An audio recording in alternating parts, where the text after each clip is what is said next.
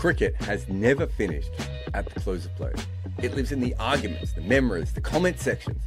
Cricket makes you talk. Combox is entering that chat.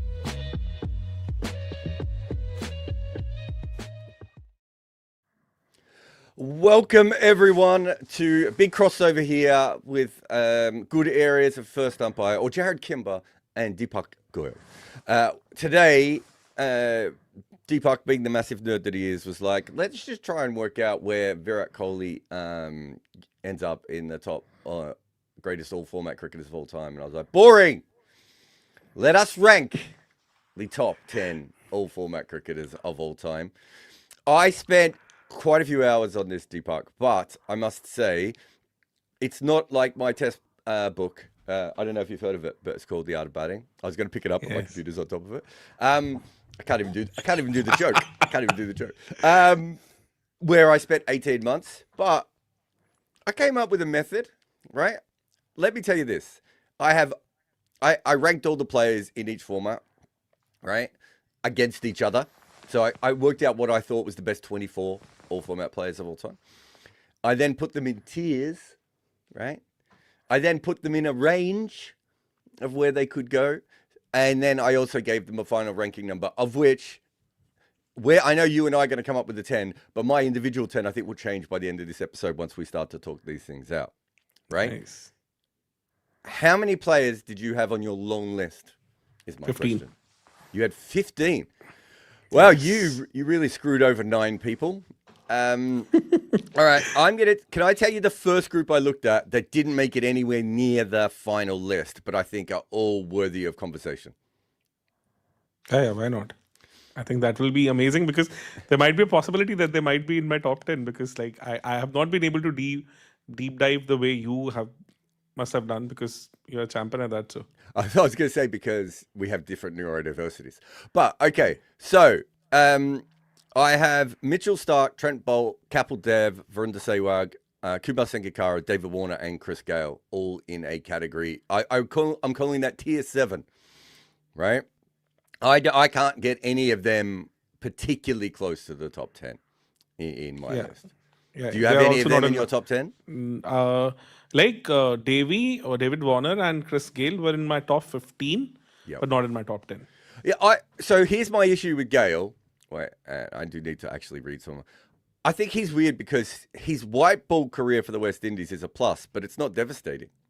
Yes. Right? He averages 38 in ODI cricket with a strike rate of 87, right? Which is good, but it's not what you think when you think of Chris Gayle, right?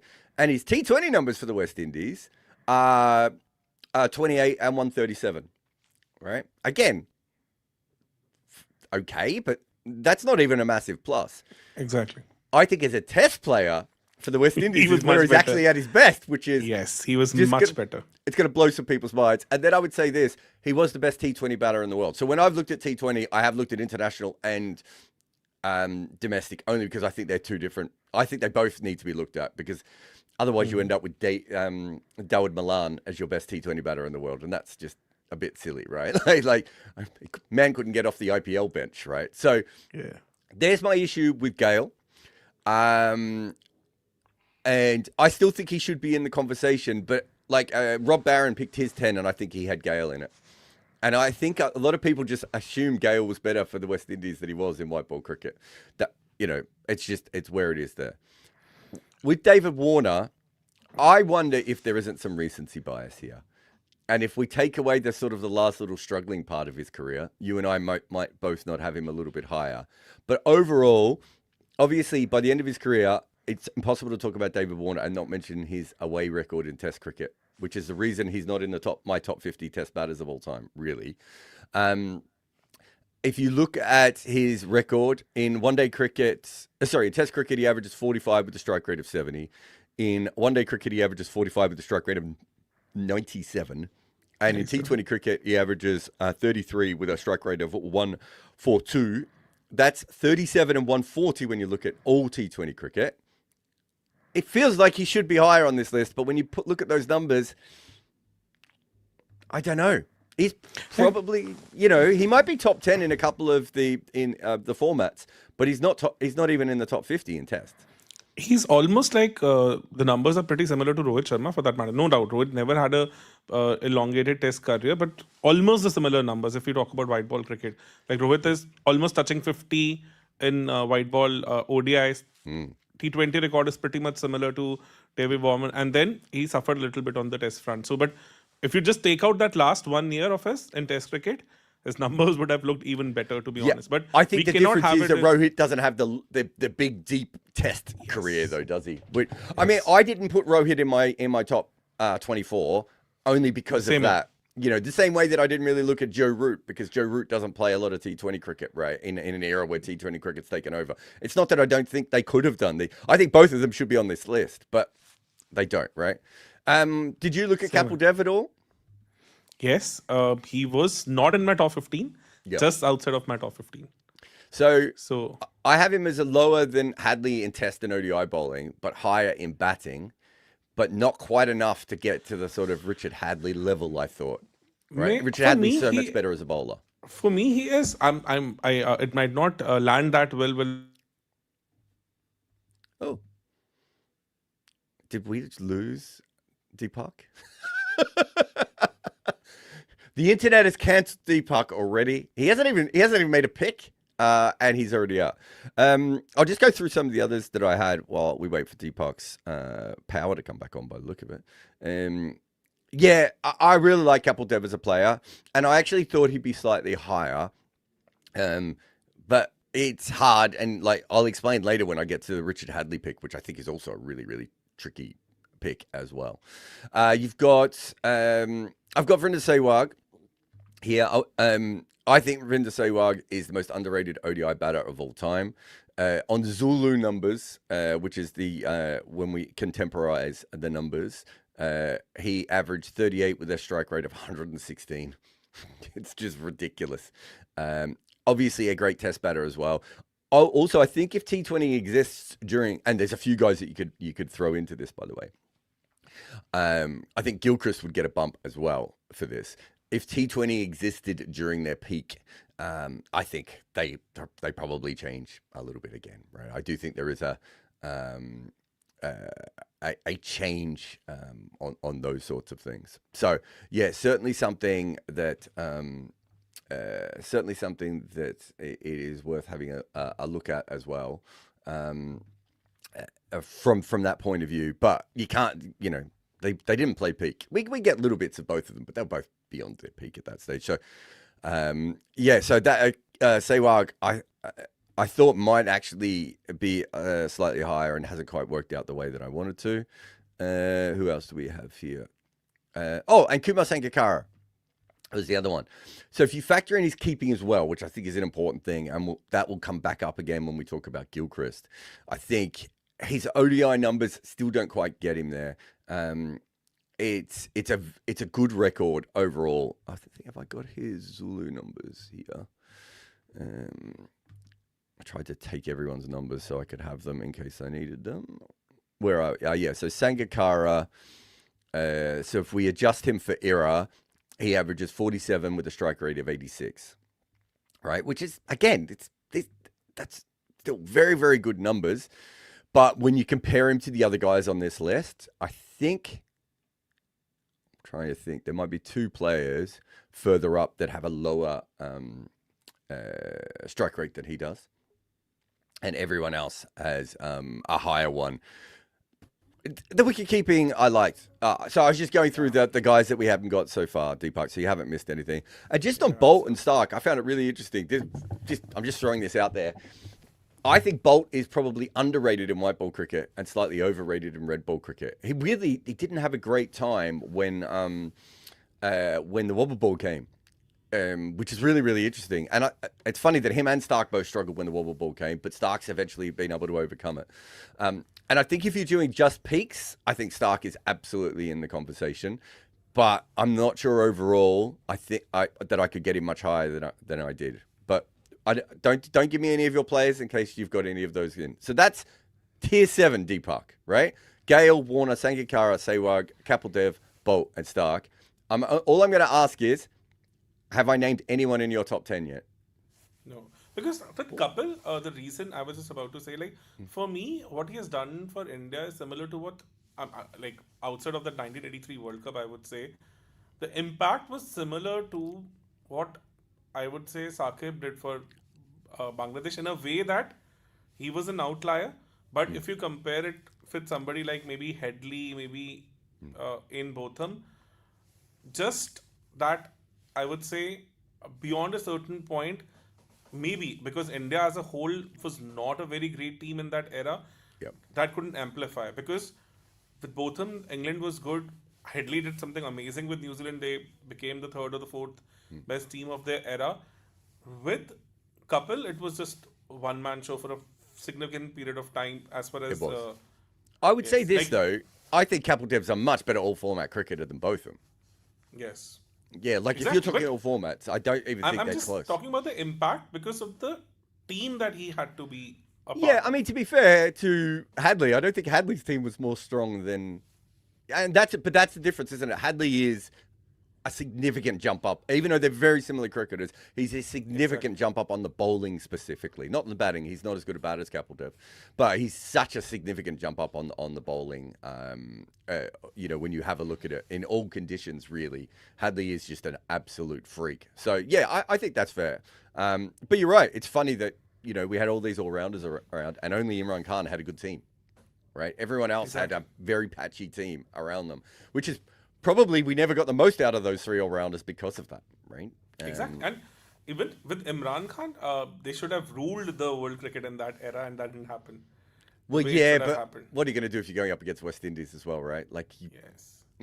But yeah, no, I think that's a very good one. Okay, so that's my first tier, right? Already, or my seventh tier, I should say. I've got a sixth tier here. All right, Jacques Kallis, Dale Steyn, Ricky Ponting, Adam Gilchrist, Richard Hadley. Are any of those in your top 10? So I have. Don't tell me who's in the top 10 yet, but are any of those in your top 10? Could you just please repeat the names again? Kallis, Steyn, Ponting, Gilchrist, Hadley. Kallis, Steyn, Ponting. Just one player. Ooh. So, I think I went through Kallis really, really hard. And I think ultimately when you look at his one-day career, he was a plus ODI player. But the only thing that he's great at in ODI cricket is his batting average. Right? If you look at his bowling, he was basically a par bowler when it comes to economy and whether it comes to econ. And when it comes to strike rate, he's obviously a slight negative as well. Test cricketer, no issues here. And I think, if we were looking at overall quality of cricketer, it would be a very different thing. Then you would bring even guys like Gavaskar and Root would come back into this.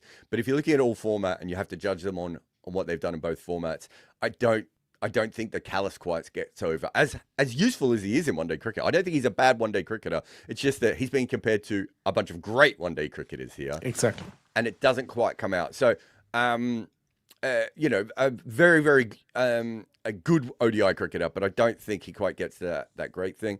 I was a bit surprised that Dale Steyn's numbers didn't pop in one-day cricket as much as I thought they would have.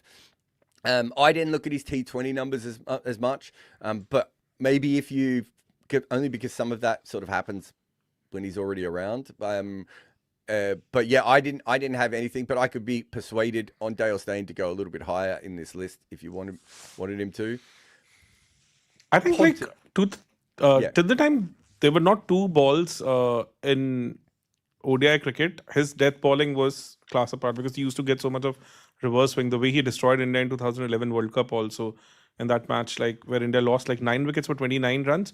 But his effectivity as a one-day bowler, I think, kind of diminished after 2013, especially when they started having those two balls. Because then, as we saw in that 2015 semi-finals also, where he couldn't finish it off for South Africa in that knockout match. So this is where I think that's that certain recency bias also, because he played a lot of white ball cricket post that era also, and somehow his effectivity kind of diminished till the time reverse swing was there. He was a different beast altogether.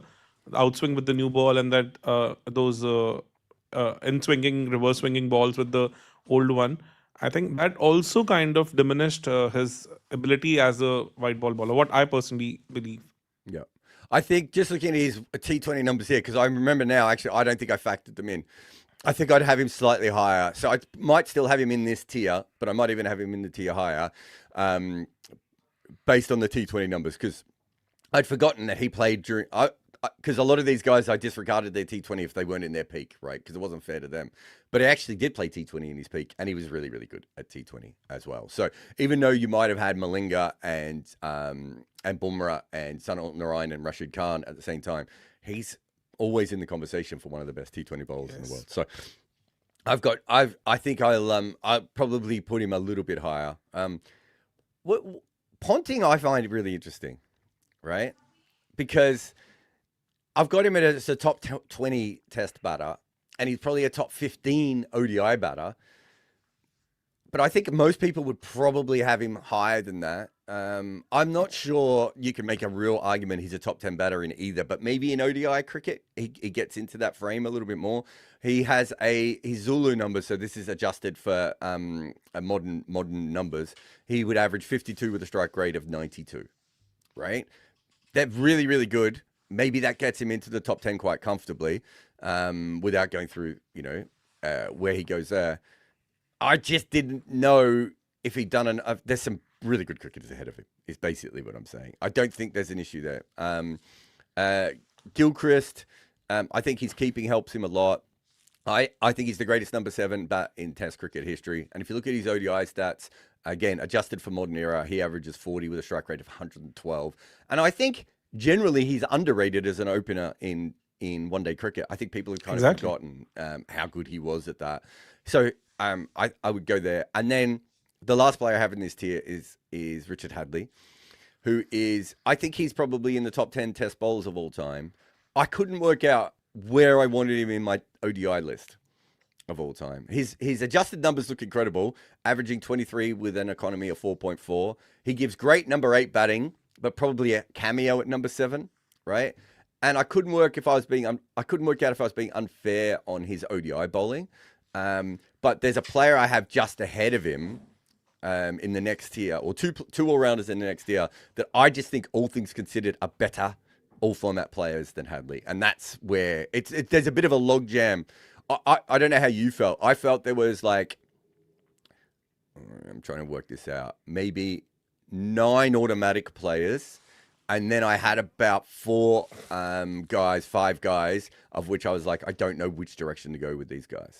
Like, I kind of ranked Gilchrist a lot higher because me and Saurabh on one of our lives few days back, Saurabh Somani, like we were discussing that how underrated Sehwag is as an ODI batter also, because the strong cases, like we have seen Rohit Sharma switching to a completely different beast mode in 2023, and post that also he's done that. And then the recent series has gone back to his old template, where if he fails, that doesn't make much of a case for the team, because he's not given you an explosive start and he has not been able to score the bulk of runs. Like with Sehwag, he, even though was not averaging in 40s or something, like 35, 36, but he used to like kind of give those blazing starts, and he would put a low price tag on his wicket. Something what like Abhishek is also now doing in T20. So something which was pretty revolutionary for that era. This is what I feel Gilchrist did for Australia, because the impact of his opening was massive, because he would used to push a lot of bowlers on the back foot in the power play itself, and that was something which was little, and considering the fact that he's a wicket keeper, that's a massive plus. And this is where I think people kind of underestimate that explosive opening start, which, to be honest, has not even evolved that much in ODIs. If you look at today's scenario also. No. After like the sort of Roy Bairstow thing, that's the only time we've really kind of had it back. And now Rohit, obviously, of recent times. So, no, I think you're right. I did say when you dropped out that I had Sehwag as the most underrated ODI batter of all time, right? I really think that people don't understand it at all, what he did. 2 to 4 is one slot where our electricity, internet, everything is a little haywire, because there's the industrial load on the city at that time. So that's why. So it becomes a pretty messy. So it happens every time once. Just this period. I have foxes eating my cables out here, so let's not worry about loads. We all have our issues. All right. So I basically look at the cricketers we're talking about here. Like ridiculous. Like Kapil Dev, Chris Gale, Sangakkara, Sehwag, Hadley, like Kallis, incredible cricketers that haven't quite made the cut, which does tell you, I don't know how you felt, but I was surprised how hard it was to find the top 10 because, as I said before, I think maybe the top 14 is really, really strong. And I'd say that there's 14 players with a dead set ability to be able to go in. So I now have 2 more players that haven't made the cut that I'm gonna give you, and one of these really confuses me, and the other one I think I'm happy with not making it. But I'll explain why. I didn't have Imran Khan in my top 10 all format players. I found him the hardest player to work out. I actually talked to Usman Samiuddin, who's just written a great article about him sort of in public life at the moment. It's worth finding if you can online. But he's a top 5 test player ever, right? Like just absolutely a goat, right? A bit like Kallis. But his ODI record, Deepak, is confusing, right? Exactly. He's got a bowling average of these are, as I said, bird numbers. So these are contextual numbers. So his numbers, but modified so they make sense in modern ODI cricket. So we can compare all these players. Varun came up with this so we could work this out. His bird numbers are 28 and 5.2. So he's a strike bowler who goes for more runs than you would expect. But he's not. If you're averaging 28, you're not a great strike bowler. Strike bowler. Yes. Yeah. Then you've got his batting, and this is wild. His Zulu numbers in batting are an average of 40 and a strike rate of 84. I think any team in the history of mankind would be like, wait a minute, we get a guy who can average 28 with the ball and can average 40 with the bat and maybe doesn't have a great strike rate, but is not, is still ticking the ball out. Would you take that player? The same with Kallis. You take Imran and Kallis as ODI players. But are they great ODI players or are they good and very good ODI players? Very good, right? Yes. Will they be able to impact a match, a series? That's where even I also got confused because Imran post 1987, especially in white ball cricket, was more of a batter than what he actually. Yeah, he was kind of done as a bowler, wasn't he? By that point, I think his test average also was around 50 in that era. Yeah, E51 or something. I mean, like that he's so good. It's just so when I talked to Usman was like, if you look at his captaincy, and I haven't really factored captaincy into this. He said if you look at his captaincy, you probably put him in the top 10. But when I showed Usman the top 10, he was also like, I don't know how we fit him in, right? So I think that's why I've got him so close to the top 10. And I don't know, like I don't even know if he's actually better than Hadley as all format cricketer. Right? He might be, but only because if you think about it in one-day cricket, Hadley's batting in one-day cricket is probably more handy than Imran's, right? Because yes, you get an average of 40, but that's only if you need someone to tick it over. Whereas actually having a number 7 or a number 8 who can come in and make 20 off 15 the way that Hadley could regularly, probably maybe a better option. Right? I think it's the same problem that India is having with Jadeja, I guess.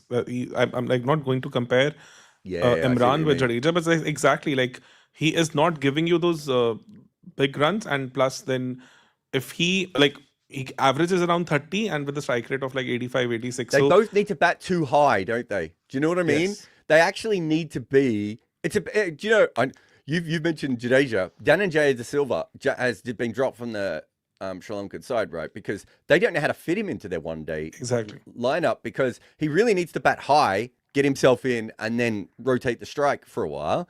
But you can find better players who can do that. But those players can't bowl, right? Exactly. So, and I think that's the same with Imran and Jadeja. It's not that they are not plus ODI players, because I think they all are. It's that it's a bit more confusing, I think, when you come down to it. All right. So if that's a confusing player, here's the player I currently do not have in my top 10. Shaun Pollock. I think I have him. I thought you might. Yes, I have him in my top 10. I changed Shaun Pollock 100 times. I've had him in, I had him out. I had him as high as 6th at one stage. Here's the thing. Ultimately, I moved him down because I just don't know how I feel about him. I think as a bowler, he's about 95% as good as Glenn McGrath in a similar role, right? I think this is that also. We But discussed the that 5% recently. of Glenn McGrath is the difference between being a very good, like a great player, and being maybe the greatest of all time.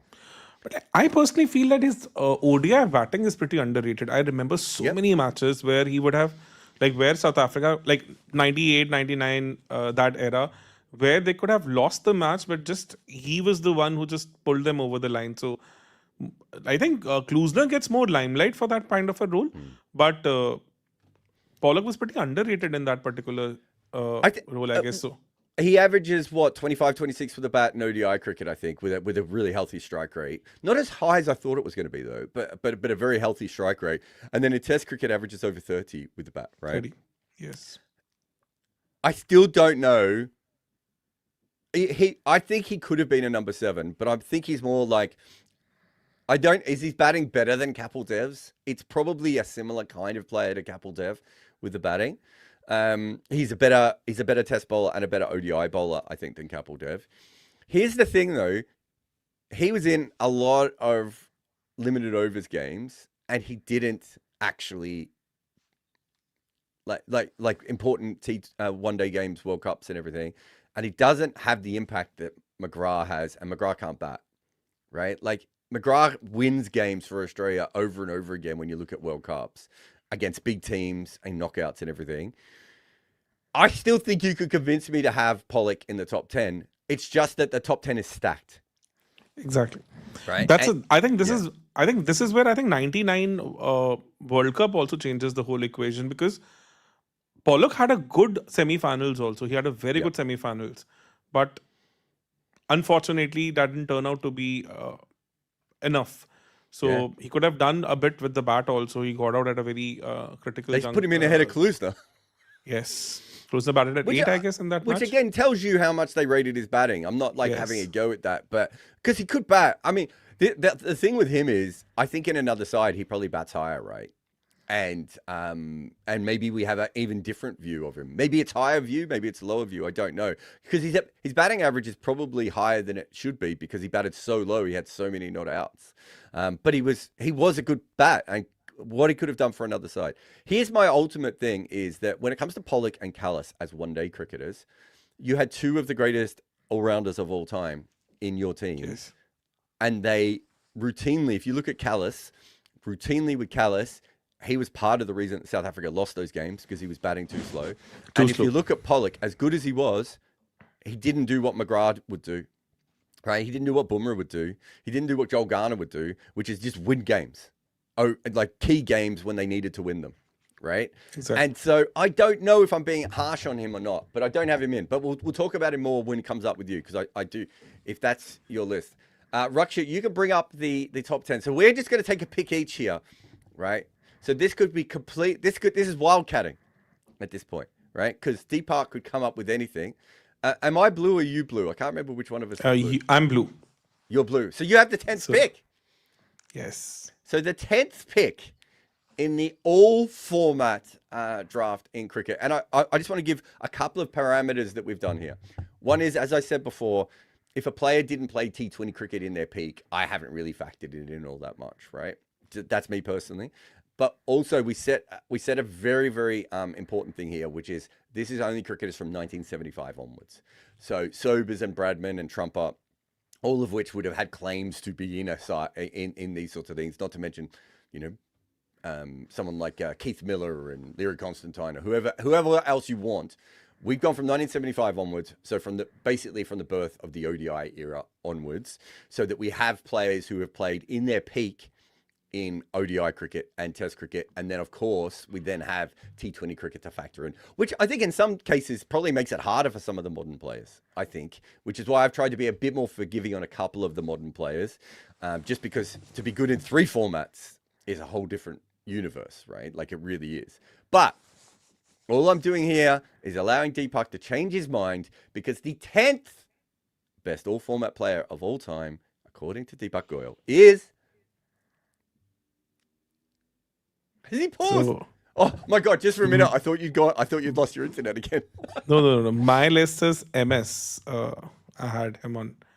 Okay, 10th. I do not have MS in my top 24 players. MS That's because wild. I was a little confused about him just because of the impact that he has won so many trophies in almost all formats and also in like Test cricket. Again, as you said, I think I gave a little more value to the captaincy factor. So that's Okay. the only Fair. reason. Because I was a little confused because uh, I couldn't.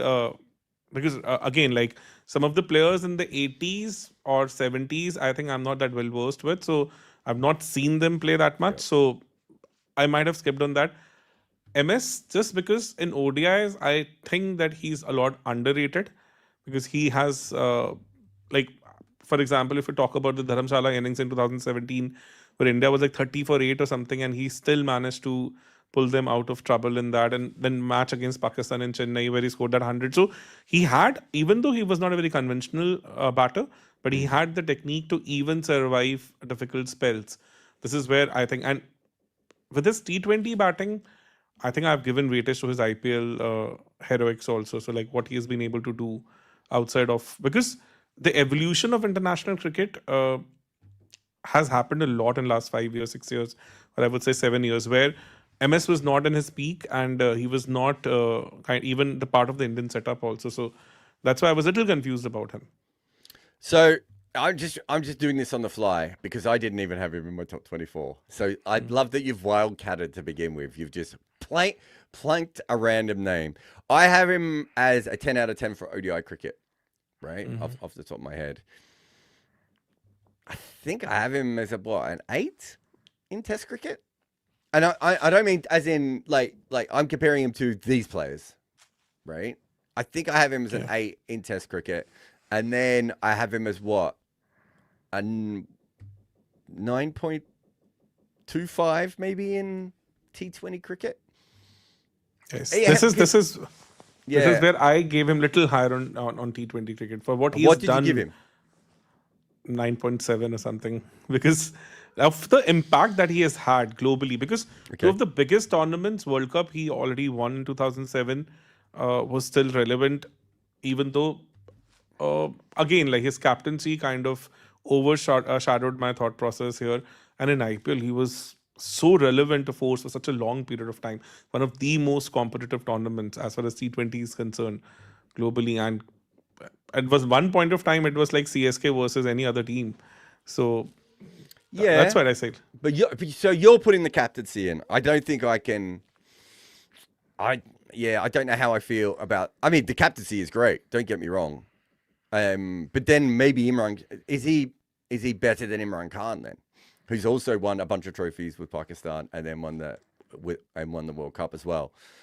I think that's a really good conversation to have. I'm not sure I have a great answer for The amount of cricket that he has played, longevity, keeping all that in mind, still being relevant for almost 2 decades. That's the thing, because that's what I said. I was, after 7 or 8, I was pretty much exhausted. Like, where should I put other players and all? Because there's so many. So I went the other way. I work backwards a little bit more than you do. Okay. I'm just having a look now. I've got him ranked at, where would I'm just putting my numbers together. So not with him and Imran.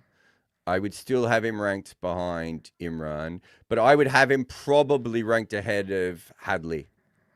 So he probably should have been on my overall list. So that's a miss from me. But I still can't get him in the top 10. But MS Dhoni's number 10. And what is your number 10? My number Who's 10 your number 10? was Wasim Akram. So he's little higher for me. Yeah, I think I'm lower on Wasim Akram than most people in this list. Not that I'm lower on Wasim Akram. I think he's great. But I don't, I think that I don't, I think I just think the other 9 are so strong ahead of him.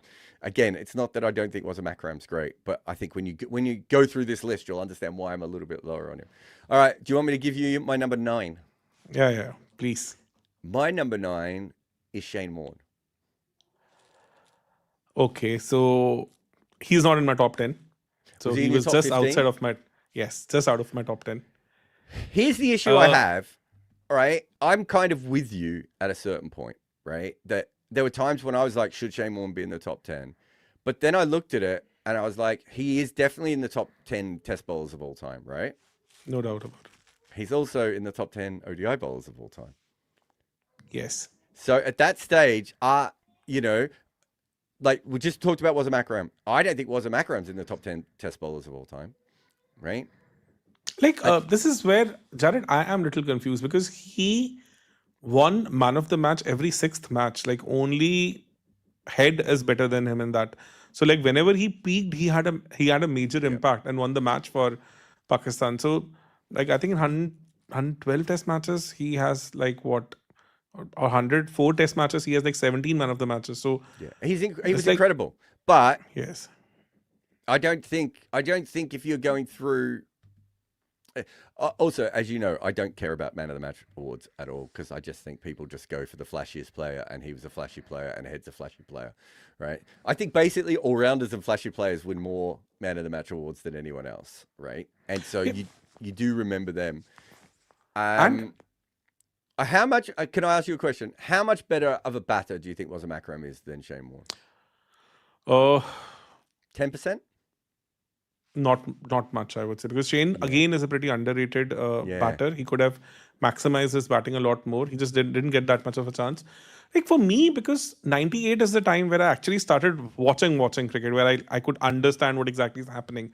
So it was not the time where Shane Warne was peaking at that time, and 99 series against India, where like Wasim was just making the ball talk, and that Asian Test Championship also, where he just knew, like we took couple of hat tricks also. So it's just like when I started understanding cricket, what exactly it is all about, I've seen the peak of the guy. I clearly remember what he did to Sachin.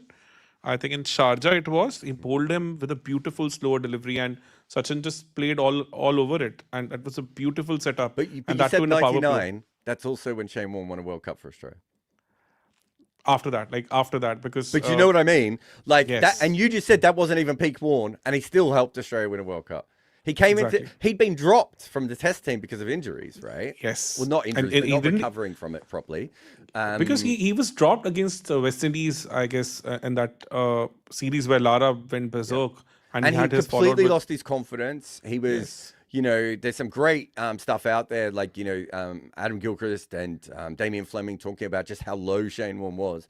Yes. And then he wins a World Cup in England when that entire World Cup is dominated by swing bowlers, right? And he completely changes the games against South Africa.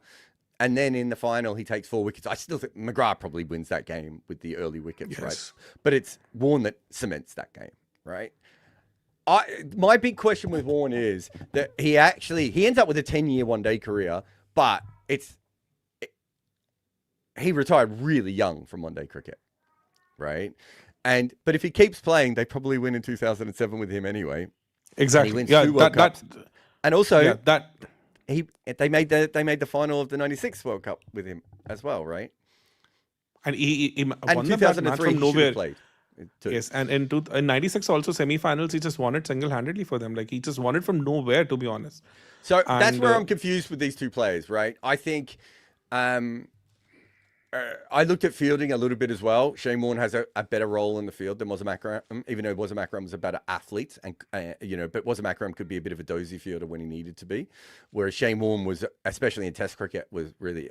I don't think there's much between them. I've got these guys ranked almost identically, but yeah, I've gone with Warne at number 9. Anyway, let's go on to our number 8. So I will share my number 9 also. So my number 9 was Adam Gilchrist.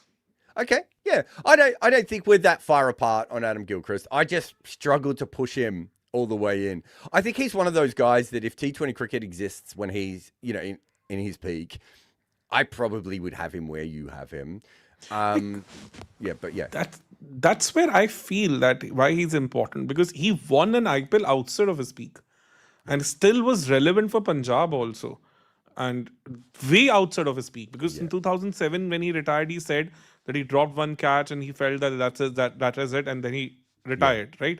And even after that, he was relevant, because what he did against Delhi in that semi-finals, where he took apart, I think, Dirk Nennis. I think he scored 4 boundaries of him in 1 over, I guess, 2009, and still was able to make an impact and win matches for his team, and then ultimately won the trophy. But he averages 27 with a strike rate of 140 in T20 cricket, right? And I think if he was, his peak would have been what, 32, 33 with a strike rate of 155, 160, right? So you're right, he was still good enough, but I didn't want to, if I'm judging him on his T20 career, even though you've mentioned the peaks, there's a lot of troughs in there as well. So I didn't want to bring him back down. I think there's a very interesting argument for, like, in one-day cricket specifically, of whether you want Dhoni or whether you want Gilchrist, right? And it might just depend on how you put the side together, if that makes sense. But I think there's a really good argument between the two of them for that. And I don't think all casual fans would see it that way. I think they have... Oh. We lost him? Now he's just... No, I've been... I can't see him. I don't know why I went. I could hear you breathing.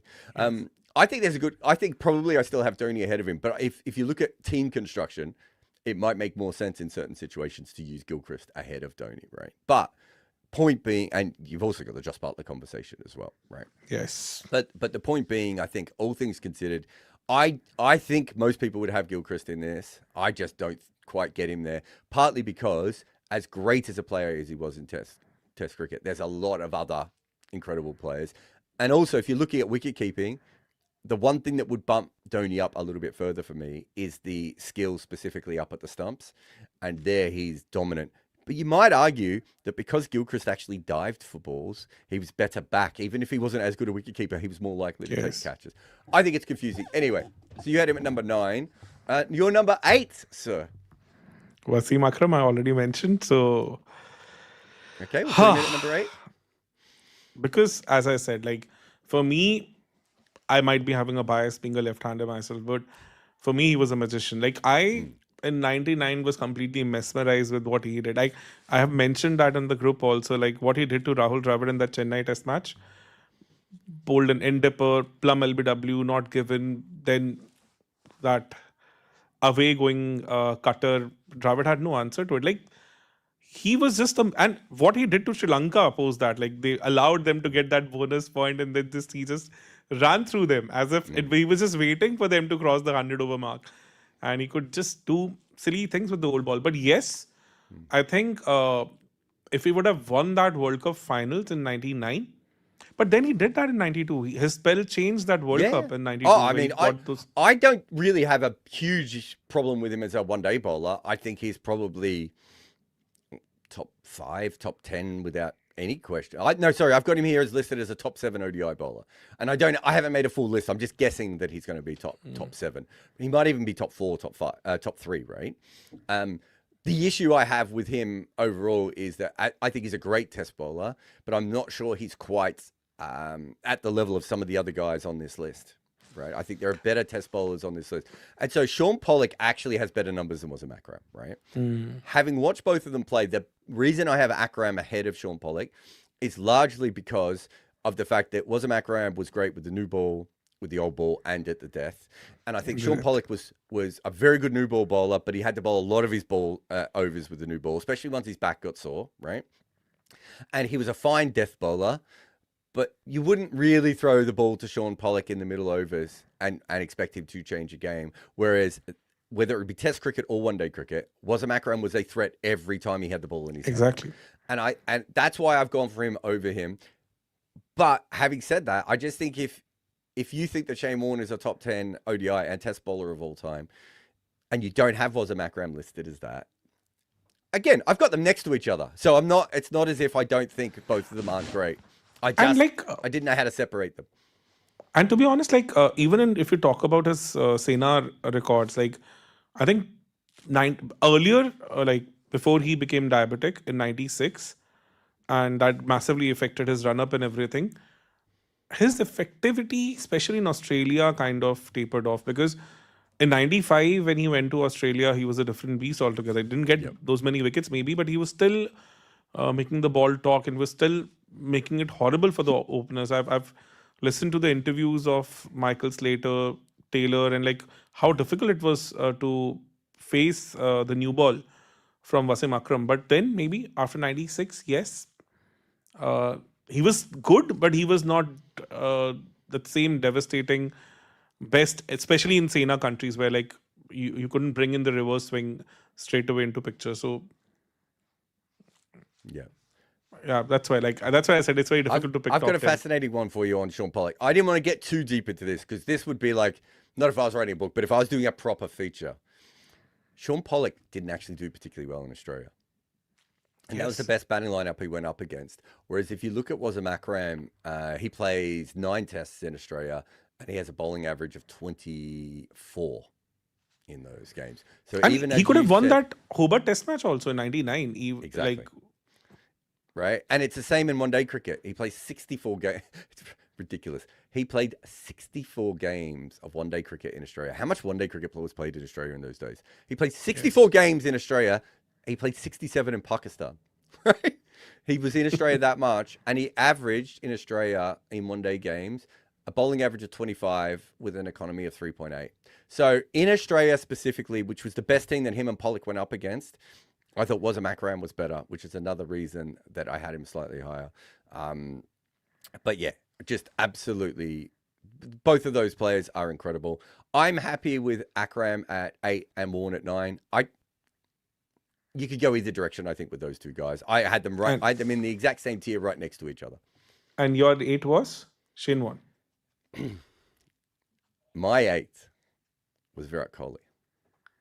Oh, so he's a lot higher for me. I but knew yeah, he would be a lot higher for you. again, I think he'd be but a lot higher for most people. When we get to Virat Kohli, we will discuss why he is where he is for me.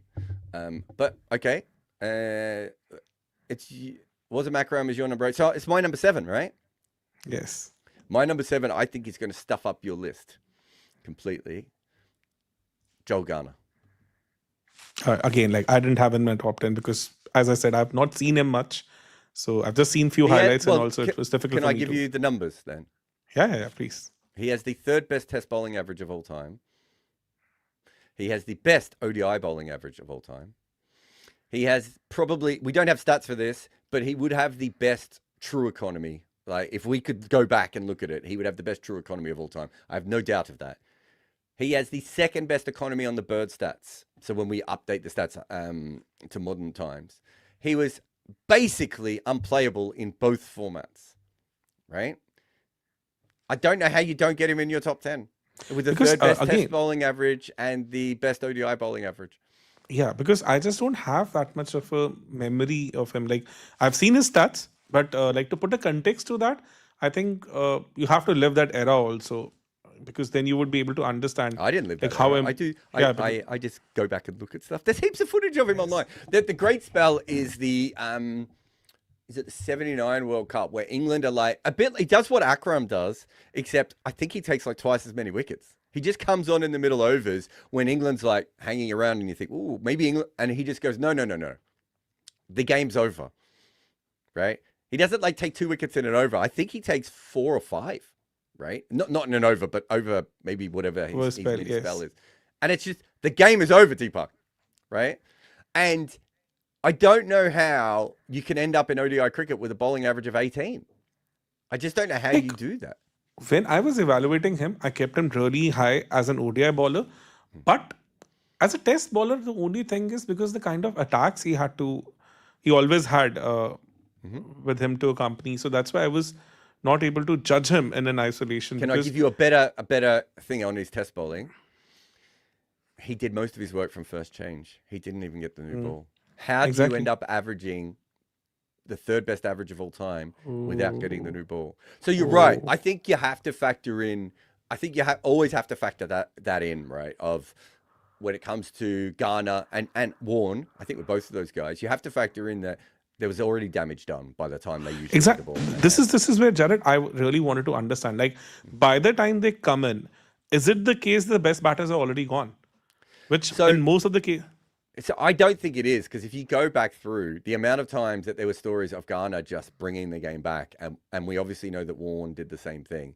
I think we have enough anecdotal evidence that if they were like Richard Hadley or Murali, they still would have been absolute greats if they were on their own, right? There's so much anecdotal evidence of that. And as I said, there's no other bowler in the history of the game that has ever been anywhere near as good as Garner at first change, right? Like, so Brett Lee was a first change bowler for Australia, and we both have him as a very, very good bowler. And what does he average?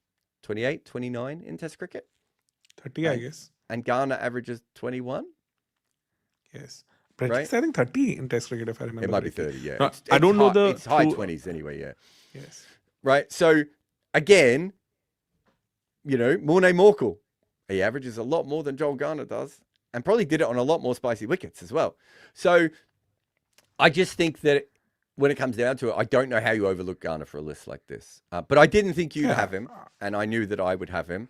There's part of me that wanted to have him higher, but I tell you what, for me, from here on in, this list gets like it's really packed from here on in. What's your number 6? So at number 7, I can also share. I have Sean Pollock. You had Sean Pollock that high. So as I said, I had him as high as 6th at one stage, and I did move him down. So I don't know whether I'll ever I don't know where I'll end up with Sean Pollock. Yeah, so he was my number 7. So number 6, I have AB de Villiers. I had AB de Villiers at number 5. So we're pretty close. Yeah, I think he's the greatest T20 batter of all time. I think he's solidly in the top. His numbers for South Africa are not that great. This is where I got confused. Yeah, I factored those in as well. I think he's higher up the list if he had better international numbers. But I still think he's the greatest T20 batter I've ever seen play the game. I think he's top 4 in ODI batting of all time, and I think you make the claim he's as high as 2nd if you want to go, you know, depending on if you're a strike rate person. And I have him as, I think, top 25 in Test match batting as well. Plus, he was a great fielder and good wicket keeper. Yes. For me, like, the only reason he's not in my top 5 was just that factor, because he's not been able to win the key matches for South Africa in totality. Like, I think he definitely had a major impact for RCB. But if you look at an ODI as an ODI batter, or as a white ball batter for that matter, this is where I felt that somebody like Virat, who was won, I would say, the key matches for India, that particular part on AB's front is missing. So that's the only reason I had him at number 6. I didn't have them massively apart. I mean, I have one at 5 and one at 8. Like, I think you could, again, a lot of these players, I'll talk about later, like the Rangers I've got everyone in as well. I think you can make pretty good arguments for some of these guys to move around quite a bit. I think with AB, I'm kind of with you. I think I probably have AB towards the top end of the range, right? Whereas I think you could certainly change this around a little bit with everyone else. But I did have AB's range slightly higher than Kohli's anyway. But yeah, so that was your 6th What is pick. your number 6? So my 6th pick is Jasper Bumrah. Oh, so he's a little higher for me. Yeah. That's going to be interesting now. Okay, so you've already taken my number 5, so I'm happy to put Jasper Bumrah in at number 5 because I can't put AB de Villiers in, and we do have to work out, and then you'll probably have Kohli soon, so I don't need to. I can do Kohli here, or I can do Bumrah. You tell me who you want me to pick at number 5. I think it can be. I think Jasprit at number 5 makes a lot of sense. Okay, Jasper Bumrah at number 5. Jasper Bumrah, I think by the end of his career, he has a genuine chance to be top 10 in ODI Test and T20, right? And maybe top 5 in quite a few, and maybe number 1 in some, right? His one-day numbers weren't as good as I thought when I looked at them compared to the other great ODI bowlers on the Bird Stats, but they're still great. But I thought he'd be even higher in one-day cricket. He hasn't finished his career yet, right? And he could have, his numbers are very similar to Waqar Younis, although he's managed to do it for longer in his career so far. And Waqar Younis had a bit of a tail on the end of his career, right? And Waqar Younis, we haven't even mentioned yet. And maybe you could have almost fit Waqar Younis into the, I mean, he should probably be in these discussions as well. He should have been in my 24 or 26 now with Dhoni. But I don't think he was going to make the top 10 in the end anyway. But yeah, so Jasper Bumrah, I think, has a genuine case to be top 10 in all those. And I'm a bit the same that I looked at with Garner. That's why Garner's in the list. And I think that's why Bumrah should be in the list as well. And also, as I was saying before, when it comes to AB, Bumrah and Kohli, I think you have to respect the fact that they've done it in 3 formats. Right? Exactly. And they've done that. There So is it's an not- extra yeah. format, right? Like, that, Exactly. and it's more complicated and everything else. I'm not saying that Wasim Akram wouldn't have been great in T20 cricket, or Shane Warne wouldn't have been great in T20 cricket, right? But yeah, I think you have to do that. So that's fair. And with Shane Warne also, again, he won the IPL outside of his peak. Oh yeah. So- No, exactly. I mean, I if you can put those in, and again, that's very fine. But my point is, I think that if I was just looking at the pure numbers at the moment, I might have Bumrah a little bit lower, just because he hasn't finished his career and we don't know exactly what's going to happen in the next 3 to 4 years, right? But based on the fact, I was happy to put him back up high again, just based on the fact that he's already top 10 in 3 formats. Like, if he decides to retire from international cricket tomorrow, I'm still happy to have him this high. Makes sense. Makes total sense. So number 4 for me is Virat Kohli. As I mentioned. Hey.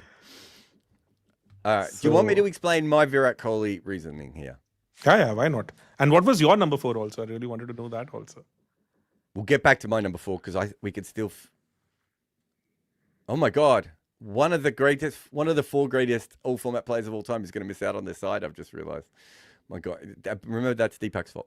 Okay. I have Kohli. As a top 25 test batter of all time. I have him as top 4 ODI batter of all time. I have him as a top, 3 T20 international batter of all time. You might even have him higher than that. But I have him top 10-ish when it comes to T20 cricket. I don't think he's as high when you look at his overall numbers in T20 cricket.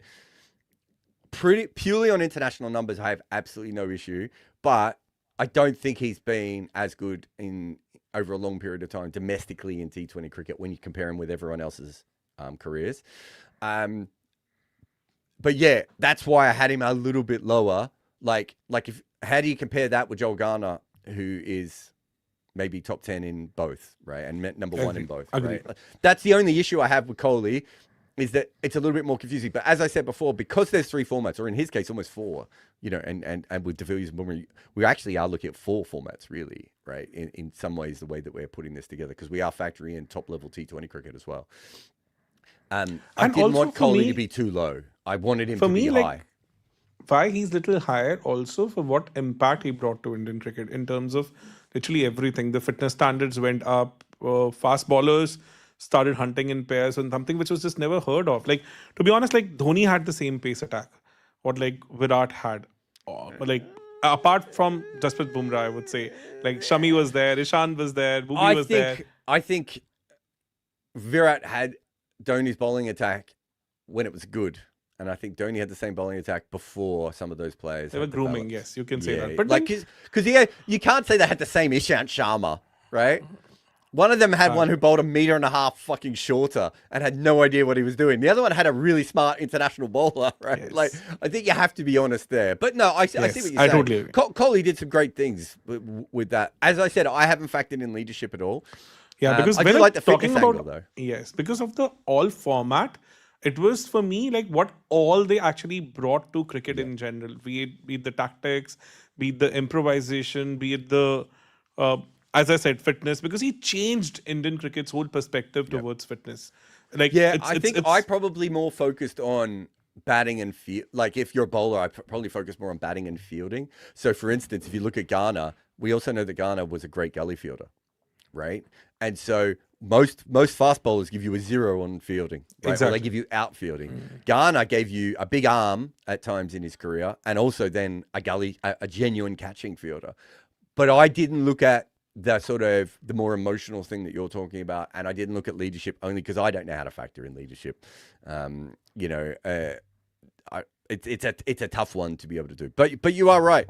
I mean, if you're thinking about it from that perspective, I think Kohli gets certainly gets a bump when it comes to the professionalism of how Indian cricket has gone forward.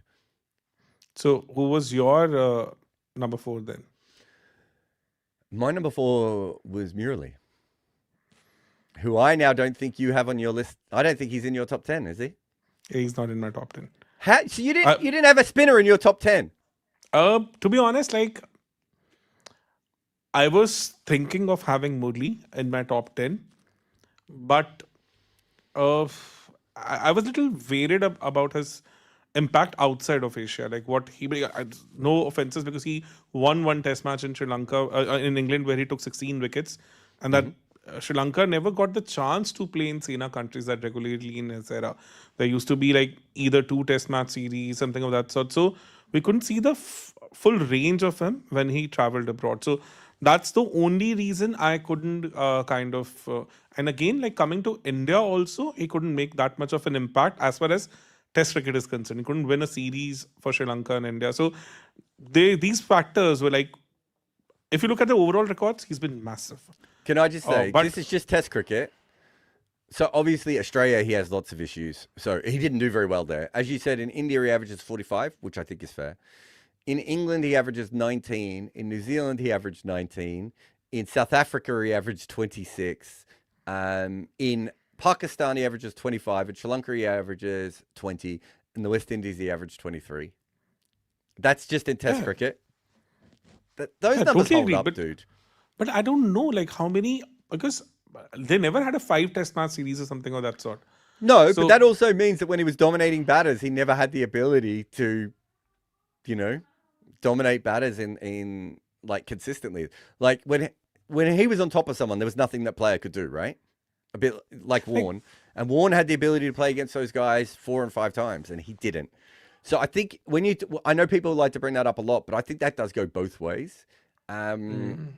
His record, by the way, his one-day record in India is really good. 28 average at 4 economy. So he did bring it back in one-day cricket. I'm just having a look everywhere else. Yeah, he was great in New Zealand, Pakistan, South Africa, surprisingly, the West Indies, and he played the good West Indies and the bad West Indies, so it's a bit trickier there. Again, in Australia, even in one-day cricket, it's okay. I mean, no, look, it's fine. He averaged 30 in Australia in one-day cricket at 4.6. I don't think there's, and playing 41 ODIs in Australia, I don't think many off-spinners ever would have been able to do that. If you look at Murli in big matches for that matter, 96 World Cup, even though Sri Lanka won that World Cup, I don't think so he was that much of an impact. He really bowled economically, but he didn't run through the sides as such. In 2023 also semi-finals, Arvinde De Silva had a bigger impact than him with the ball, if I remember correctly. I'm not because he got out Gilchrist, I think, in that semi-finals. And then if you look at 2007 also, 11 also, 11 finals, 7 finals, and also 2009 finals. So it's just about, I don't have any serious memories of him making Okay. an impact. Can I give you his World Cup numbers in one-day cricket? Yeah. 40 matches, 68 wickets at 19. But like, how many of them actually turned up in the big matches? So that's just like the way, I'm like trying to you see said, if I like can Warne, find the final. like Warne would look pretty average in the tournament, but he would just turn up on the big day. So that's the reason I think he almost gets into the top 10, because this is where, again, I still, as a pure bowler, if anybody would want me to pick all-time greatest spinner, I will have Murli over Warne, to be honest. Like this, I think I've said it multiple times in my lives also. But in totality, if I want to be in my top 10 list, he's just outside of my top 10 list, yes. I was a little confused on that. I must admit, I found Warne and Murali quite confusing here, and I eventually went with both. I don't know what all these mean. I'm just bringing up Murali's record in finals. He played 9 finals of various kinds in World Cup cricket. In those, he averaged... Oh, wait, is this World Cup cricket? Yeah, World Cup cricket. In those, he averaged 28. He took... In 2007, he took 4 wickets against New Zealand. But he went at economies of... Like, his worst game in a World Cup semi-final is probably against the best World Cup team of all time. Oh, no, so this would be World Cup final. So his worst game would be against the Australian 2007 team, where he went at 6 runs and over. He went at 6 runs and over against England in 2011, but took 2 wickets. Then against New Zealand in that tournament, yeah, 2011 is quite late for him. I think his numbers in the finals are fine, mate. Like, I get what you, I get, I'm not going to go through it now and have a look at Warne's in comparison. I think we just remember it because Australia played in more finals, right? Like, there's a bump on, you have to be honest here and say that one of the reasons Australia played in so many finals was because McGrath and Warne were so great, right? Exactly. But also that gave them, because they were both existed, it gave them both more chances to play in more finals and be remembered. I mean, I think Kohli, for that matter, played 96 finals, semi-finals. Then he played 2003 semi-finals. Then he played 2007 semi-finals, finals. Then he played 2009 T20 finals also, if I remember correctly. So then he played 2011 I didn't look at his quarter. T20 numbers as much on this. I don't. Let me just quickly have a look. I suppose he overlaps with T20 cricket a little bit. Let's have a look. I mean, his T20 numbers look pretty good as well, don't they? And he was, remember, for a long period of time there, Sri Lanka were the best T20 team over a 5-year period, even if they didn't quite have the success in the major tournament. Exactly. And he Pakistan and Sri Lanka, they were ahead of the curve. Yeah, as but far he as was kind T20 of the cricket is machine of that, right? I think he's a top 5 Test bowler of all time and a top 5 ODI bowler of all time. And I think if you do that, I don't know how you don't have him in your top 10. That's the question I have for you. Yes. Right? I'm not saying you're wrong, because as I said, I found Murali and Warne really confusing in this. Because I think just the trophies and the big matches, all those things kind of had a bias on that. Because again, because apart from the stats, I was also kind of bringing in my personal element to it, like how I have perceived on that. It's not been purely on what the stats would reflect, but also like based on what my viewing of cricket for the last 30 years would say. So this is where I felt that, like, for example, if that 7 for 30 against India that came in Coca-Cola Cup in 2000, it would have come in maybe a big World Cup match, this would have changed completely for me. So that's the only concern I had. Like if you have to pick between Murli and Warne for a World Cup finals, whom would you pick? Yeah, I think you're right. I probably would go Warne in that situation. And Warne can bat as well, as we said before. He gives you a little bit more on the bat and a little bit more with the field. I moved these guys around so many different times. I think you index a little bit more on finals than I do. I probably look at these things a little bit differently. That is the reason Virat is a little higher for me as compared to AB de Villiers. That's the only reason, because he has won big matches for India. Yeah, you say that. Well, but he's also, during his career for RCB in India, they were underperformers considering their talent at times. So you see what I'm saying? Like, I don't know if that does always count in both directions. You still have him being, if you have a career like Virat again, and you're going to play in finals as much as Virat, there's a chance that you're going to be good in one game. Here's the issue I have with the big game hypothesis. We just had a look, and Murali has a 18-year career, 15, 16-year career, and he has 9 games in knockout cricket. So if he plays 9 great games, you rate him a lot higher. And if he plays 9 bad games, you're like, well, he couldn't handle the big thing. But it's 9 games. You would never take 9 games as a sample size at any other stage when you were doing the way that you do your analysis, right? So that's why I just think, but as you said, if it was game in and game out, and it comes to the final, I'd probably pick Warne over it. But partly because Warne probably plays 40 finals, right? Warne's playing so many finals all the way through cricket, semi-finals and everything else, that I've got a bigger sample size with him. I kind of understand, in which direction that is going and everything else. So I do think that's a little bit different. In the final of the T20 World Cup in 2009, Sri Lanka made 138 and Murali took 1 for 20 and 3. I mean, it's fine. God, they should have bowled him another over, by the way. Him and Malinga were the best bowlers. Yeah. And they managed to not bowl Murali out in that game, which was a bit of a mistake. They kept bowling Mendes. So again, good figures, but you're right. He didn't change it. I don't know. Anyway, it's not in the top 10. As I said, the Warne Murali thing was really confusing because I've got Pollock and Imran Khan not in my top 10. And I, on numbers, could make the claim that maybe both of them should be in the top 10, right? But I don't feel comfortable enough not having Warne and Murali. And also, isn't it a bit silly to not have a spinner? Are we really saying that these guys are not top 10 material? Yeah, definitely. Like, because the top 10 is already having so many legends in them. So that's I think the margin is very small. So that's the only reason he was not in my, but just outside of my top 10, as I said. And we already have great names. So yes, I think I gave way too much importance to big matches. And if you look at the totality, and as I said, as if I have to rate the best spinner of all time, it has to be Muralidharan for me, no doubt about it. Yeah, because I haven't done my book on the greatest test spinners of all time. Test bowlers of all time. I still don't know where I ultimately fall on that number. I will say this: when you look at their records against the best players compared to the worst players, Murali has a clear bias where he cleans up a lot of the worst players, and he has a slight exaggerated average.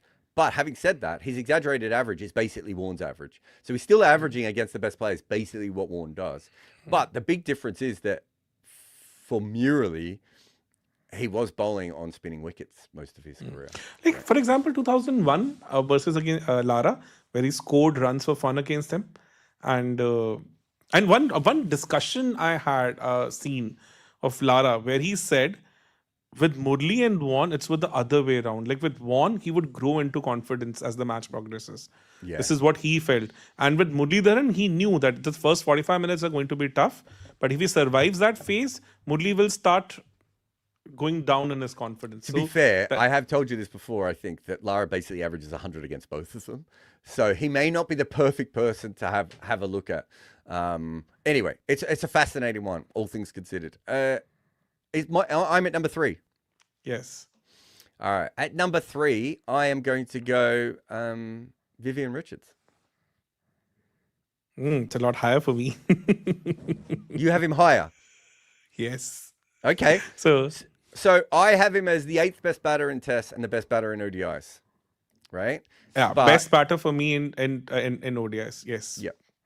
And also the impact, the cultural impact and everything, because as I said, I've considered things outside of cricket also. Yeah. Because the kind of overall impact he had on the entire world dynamics at that time, people like Bob Marley kind of speaking about him, and the cultural impact he had outside of cricket, considering all that, everything, like that's the reason he's a little higher for me. So I'm perfectly fine with number 3, I guess. I will explain later why I don't have him any higher. I think if you would have asked me before I started this list, I might have had him at 1 or 2. And then once I started constructing the list, I was like, I don't know if I can make that claim. I don't know if he is better. Look, I think he's an incredible outlier in that he played the game in a way that hadn't been played in 80 years, right? And only one guy before him had ever played a similar method. He was so far ahead of one-day cricket. His numbers, if he played in one-day cricket now, he would still have good numbers. It is ridiculous what he did in one-day cricket. And in Test cricket, again, just absolutely a brilliant player. He isn't as consistent through his career. Like, he does have some peaks and troughs that happen. And I also think that he might be, considering we're talking about all-format cricket, he might be one of the first players that if you look at it, I think the format's actually bothered him a little bit because he gets really good at Test cricket, right? And then one-day cricket comes along, and then he gets really good at one-day cricket. And I think there are times when he's good at one and not good at the other, right? But he's the first guy who ever has to deal with that, right? Like, as in, like the other players, because the other players wouldn't even take one-day cricket seriously, right? Whereas he's just like, no, this matters. I say that as a general sport. There were lots of people individually taking it seriously, but they hadn't worked out how to play it in the way that he had. Right? Like in that era, 47 average and 94 strike rate, if I remember the numbers correctly. So what would be his true average in strike rate? If you I do have them. Let me just bring it up. because I did look at that before. So if we look at it, we call them they're called Zulu numbers because they're named after the great Lance Klusener. And if it's bowling, we call them bird numbers after Joel Garner, which is another reason he had to be in this list. Viv Richards, if he was playing today, we would expect him to average 54 with a strike rate of 106. 106, but like he had 94 in that era. No, he was 90. He was 90 in that era. So he gets like a 16. He gets a 16 bump. I was expecting a little higher, to be honest, like 110, 100. Yeah, it doesn't. So the highest one, if you want the adjusted numbers here, the highest guys on adjusted numbers is Sehwag goes up to 116. And Gilchrist goes up to 112. So he's still got the second. Oh, no, sorry. And De Villiers is 107. So he's still slightly slower than those guys. It is one thing I would say is the problem with Viv Richards is he was at his absolute, probably his peak in the 70s, and they don't play many ODIs. So it's a little bit trickier to be able to look at that, right, and work that out. Also had great innings in a World Cup final. Was very, very important in the fact that they won back-to-back World Cups, all these sorts of things. We haven't mentioned also captaincy. I know that you like, but also for me, great fielder and could bowl. Not a plus bowler, probably a slight negative bowler, but could bowl. So he gave you something back with the bowling. I think I would like to have faced Viv Richards. Like, I think I could have kept him out as a bowler, but he could be nagging. And he was there and thereabouts. And he was one of those guys who bowled smart. All right. Number 2. You've got number 2 on the list. Sachin Tendulkar for me. Oh! Do you want to know where I had him? Where was he? Number 1. Yep. So number 1 on your list. He was number 1 on my list. All format. All format. It was number 2 for me. Is Viv Richards number 1? Yes. Okay. That means that I actually think we're right here, but we've ended up somehow with the number 1 player eventually. I didn't share my number 3 earlier, so I should have shared my number 3 is. Can I tell you who your number 3 is? It's Glenn McGrath. Yes, you're right. It had to be, because if it wasn't Glenn McGrath, I would have kicked you off the show. I'm okay with Murali because, as I said, I was more confused with Murali about where he ended up. I still think you've got him too low, but I was a bit confused with him. But if you didn't have Glenn McGrath, I think it's very hard to not have a top 3 that is Tendulkar, McGrath, Richards. Yes. I just think so. Can I give you my reasoning on why I have them ahead of Viv Richards? For both of them? I'm going to read this out. This is in my notes verbatim, Deepak. Glenn McGrath has a genuine case to be the best Test and ODI bowler ever. Sachin Tendulkar has a genuine case to be the best Test and ODI batter ever. And Viv does not. That's why I have those 2 ahead of Viv. It's not that I love Viv. And as I said, before I started doing the numbers, I was like, maybe I could have Viv as high as number 1. And the minute I looked into these 2 guys, I was just like, what are we talking about here? Because Viv is let's say Viv is a better ODI batter than Tendulkar. Tendulkar's probably second. Right? Now, let's say Bradman is a better Test batter than Tendulkar. Tendulkar's probably second. Yes. This is like, for me, he's second on both the list. Test matches also, as well as ODIs also. Yeah. So if he's number 2 in both, and I think he has a genuine case to be number 1 in both, right? Like, if you've read my book, I make a pretty good case that you could argue that Sachin could be number 1. It just happens to be that there's nothing you can do with Bradman. Bradman can't be number 2, whereas Sachin can be number 2. And in McGrath's case, I think you make it again. The thing with McGrath is that he basically just ends games so quickly, right? Yes. There's so many times that Australia just win a game of cricket because Glenn McGrath had the ball in his hand, and it was like there's nothing you could do. And so I have him as number 2, but I suppose I had nothing between those 2 guys. I didn't know how to separate Sachin and Pigeon at all. And the reason why I had Viv a little higher was also like the kind of impact he had on the West Indies cricket. Like, West Indies was doing well in 60s also. The 2-1 loss in Australia where they get all the limelight and everything. But the personality shift that he brought on table, that mentality, that's the Yeah. reason why I think this is what But obvious Sachin also did. That that's a lot of Clive Lloyd erasure because Clive Lloyd actually starts that. yes, agreed. But like Like put it this way, this isn't taking away from Viv Richards or Kohli, but they don't exist without Clive Lloyd and MS Dhoni, agreed, right? And it's the same with Steve Waugh, right? Like you can be as great, as high as you want to be on Steve Waugh, but Steve Waugh was allowed to do what he did because Alan Border built the foundation for it, right? And I think that I'm not saying that we're giving Viv too much, but I actually the hard thing for the West Indies was bringing all the different islands together, and that wasn't Viv's speciality. That was Clive Lloyd's speciality. that was Clive Lloyd. This is what Right. Darren Sammy also did. I would say like some Yeah, and that's I think that's the really tough thing. So yeah, Agreed. I think at that point, I think it's fascinating. Actually, I really do think it's fascinating the way that we've gone. Anyway, the number one player. Neither of us has picked Glenn McGrath as number one, and yet he has ended up as number one on our list. I have no real issue with the top two switching places or the top three switching places, but I think these are the three greatest players of all format players Exactly. of all time. And so Glenn McGrath, Exactly. Ruckshit, put it in. Now Ruckshit, being a cheeky producer, has put a question in. Deepak, would you like me to read it for you? Yeah. I just saw it.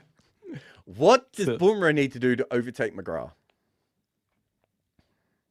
so what is your answer to this? So so we did a big chat with Bumble on this, and I think that the issue that Bumrah has is because he's not as good as McGrath with the new ball. Bumrah is constantly pulling the game back towards his team, whereas by the time McGrath's already got you ahead of every single game, right? Even if it's not wickets, it's economy, right? Like no one smashed him, so one day cricket or test cricket, he's at least kept the game neutral more often than not, right? And then more often than not, Australia are actually ahead as well. So that's the big difference between the two of them. And I don't know how you quantify that, right? The And difference also there is that Bumrah is doing, this is where the Joel Garner argument comes back in. Bumrah and Garner are doing it, and you throw Wasim Akram in there as well, just as big a threat at any stage in the game, right, as they are with the new ball. And that means there is no time that the ball is not in their hand that they are not a threat. And I don't know if that equals out with McGrath because McGrath already has your team ahead or not, or whether it doesn't. I don't know how to ultimately pass that information. And I would like to add to this, Jarrod. I did one video on my channel where I had basically compiled the top 10 underrated innings of Indian cricket in the last 30 years. So I had put 38 runs of Sachin Tendulkar in Nairobi in that. And everybody asked me that question. And I even the reel did very well. So the shot went more up to more than 1 million views, that particular shot, because everybody was confused. Because Nairobi in 2000, when McGrath was at the peak of his powers, Sachin said that when he walked up to the wicket, he talked to Ganguly that if we're going to basically play the normal cricket, McGrath is going to eat us for like breakfast. Like that's the kind of mindset people had against McGrath. And we all know what Sachin did in that match. First, that top edge that flew over third man for six, then charging down the ground, hitting him for boundaries in six, and then pull shot. And McGrath pulls his length back and he pulls him, where Harsha Bhogle says that this ball is not in Nairobi. So those 38 runs was so different. And this is what he could not do in 2003 league game when India and Australia met on a similar kind of a track where India got bundled out for 125. Because by that time, I think McGrath knew what to expect from Sachin. So he's prepared. Like, just see, on a similar wicket, similar circumstances, similar stakes, he had a different plan altogether. Yeah. So that's the reason. And they did that. India did that in a test series against McGrath, where they basically stopped playing shots against him in India, right? So that just the level of cricketer that he was he's so. I think people think he's one of the greatest cricketers of all time, and I still think he's underrated. A bit like Kallis, because it's not as sexy as some of the other guys on this list. You gravitate to the sexier players, but it's like it is bizarre to think that they blocked out a seam bowler in India just because you didn't want to give McGrath a single chance because he was And just if so you remember that series, what he did to Sachin in Eden Garden, second innings, first innings, in fact, LBW, and he didn't even appeal to the umpire. That reverse swinging end upper, and Sachin was like, he did not even appeal to the umpire. He was like, he knew that he got him. He just knew before the ball that he'll get him. So that Sachin in 2001 was still one of the best batters in the world at that time. So Glenn McGrath played a season in the IPL. When his economy was around 6, I guess.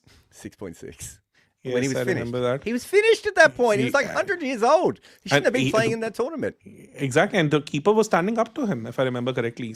And they still couldn't hit him. And the averages, I think if you look at his overall T20 average, because he played in the Champions Trophy as well. I think if you look at his overall T20 average, and he might have played a couple of games for New South Wales, it's still like 25, 26, right? And he plays T20 cricket like... And, we can't see Garner, obviously, and the game's changed a lot for Garner and McGrath. Who knows how they would have adapted. But with McGrath, we at least see that little bit of, like, they still couldn't hit him at that age. And one of the lives, I was confused about, like, this whole perspective about McGrath changed after a lot of discussions with you, because at one point of time, I clearly remember... people had asked me about Cummins versus McGrath in terms of the impact, and I was all over the place. I even discussed it with you on a group, right? Yeah. And I've never been more disgusted with you in my life.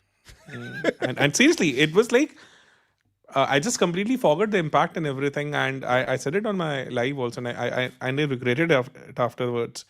Like once that live got completed, like what the hell I was even thinking. And people bashed me in the comment section also in that live. So they have every right to do that. So on Bumrah's case, I would have to have a look at McGrath. McGrath must have a 14-year career. Does that sound about right? In international cricket? 93, yes. He debuted in 93, 2007, 14 years. Yeah, right. So here's, to answer Rakshit's question. Bumrah has played Test cricket for 7 years and one-day cricket for 8 years. I think that's right. 2016, 10 years. His debut happened, today only. I think his debut. You're right. No, it was 2016. It was. Is it 23rd January only? Because he hasn't played a one-dayer since 2023. No, you're right. Yeah. So 10 years. So the issue at the moment. Obviously Bumrah's going to play more Test cricket, so it was 2018. So he'll be at about 8 years in Test cricket as well. I was looking first and last game because I was thinking of a retired player, but of course he has not retired. That's one of the big things. I think longevity is a big issue. If Bumrah keeps playing at the same level, he's got to be in the argument for best.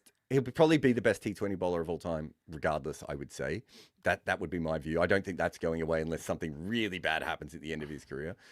One-day bowler, I think he is a couple of steps behind, but like he's still in the top 5 or top 6. Like, I just mean he's maybe not in the argument for number 1 based on my very, very quick looking at the numbers yesterday, right? And then Test cricket at the moment, obviously, like we were talking about Joel Garner before, right? He's got the, McGrath has a great record, but at the moment, Bumrah has a better record than McGrath. Obviously, it's in a very good bowling era, and McGrath also bowled on very flat wickets in a very great bowling era, a batting era as well. But he bowled in both, to be fair to McGrath, so he had some good bowling eras as well. I think if you get another 4 years of Bumrah like this, I think that genuinely you then have the discussion of who is the greatest bowler of all time between McGrath and Bumrah, right?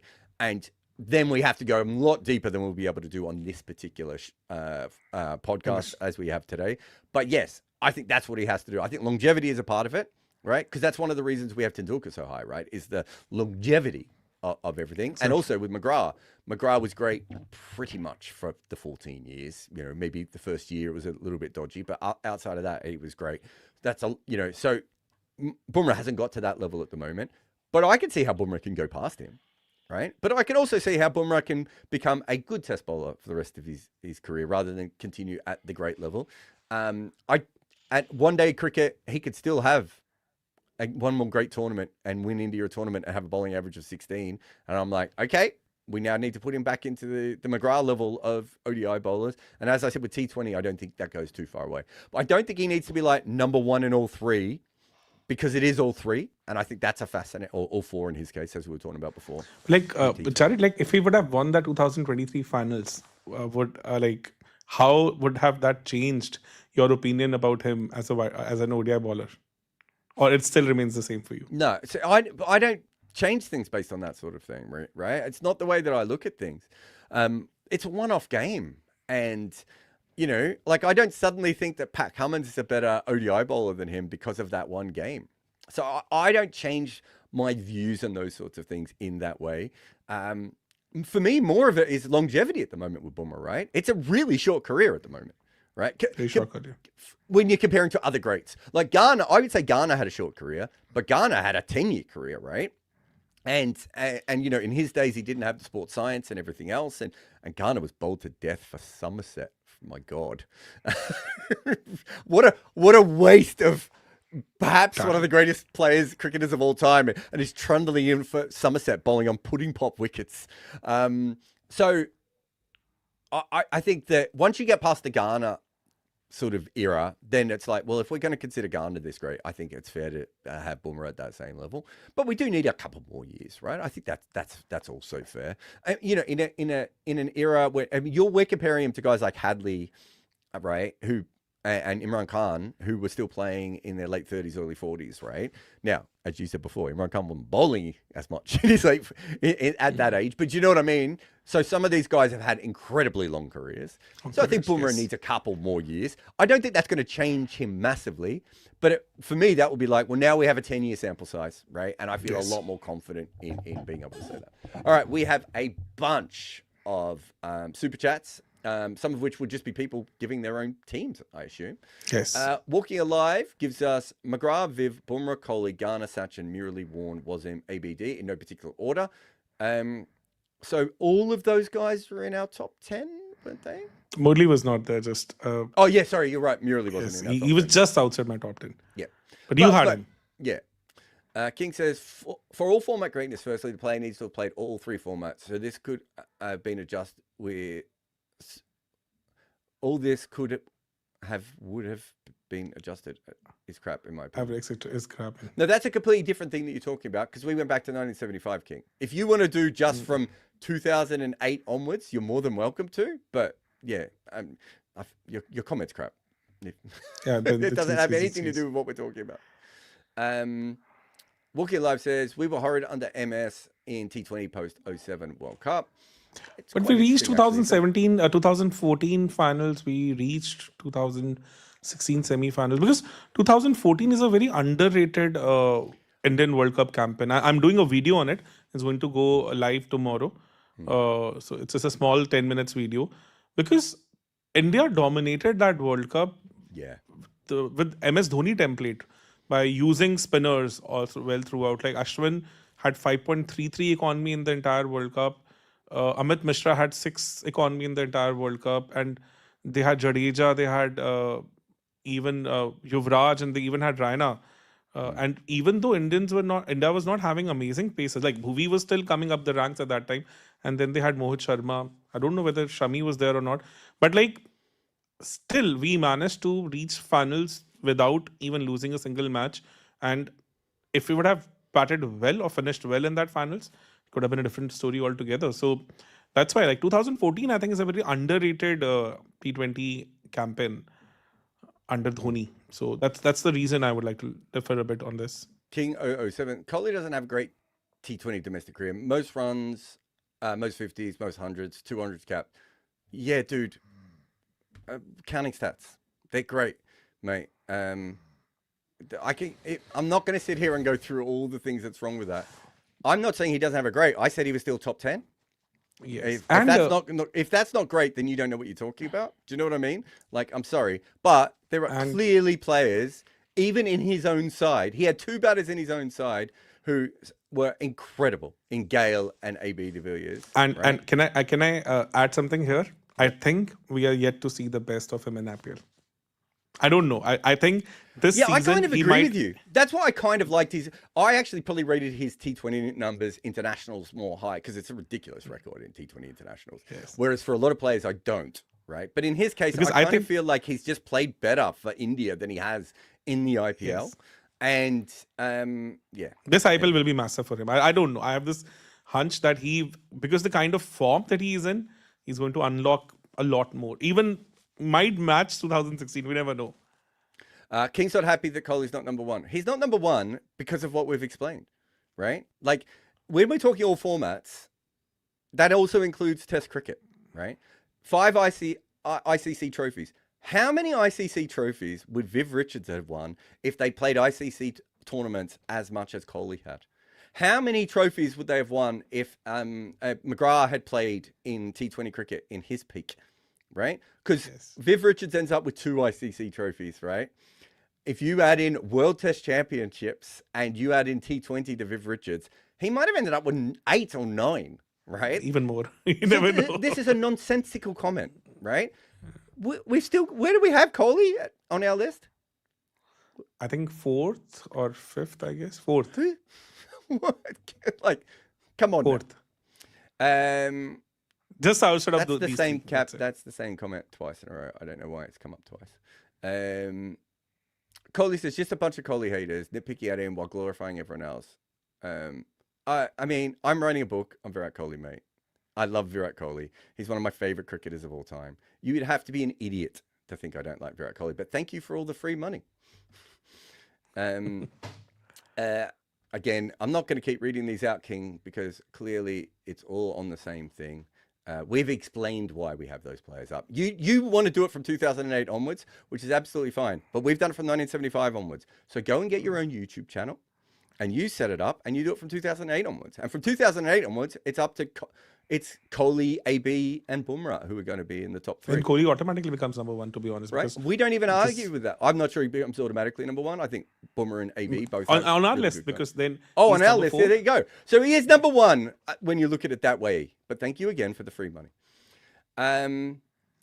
Abhilash says, I would have Ricky over MSD. No way he's an Nord. So where did I have Ricky? I had Ricky.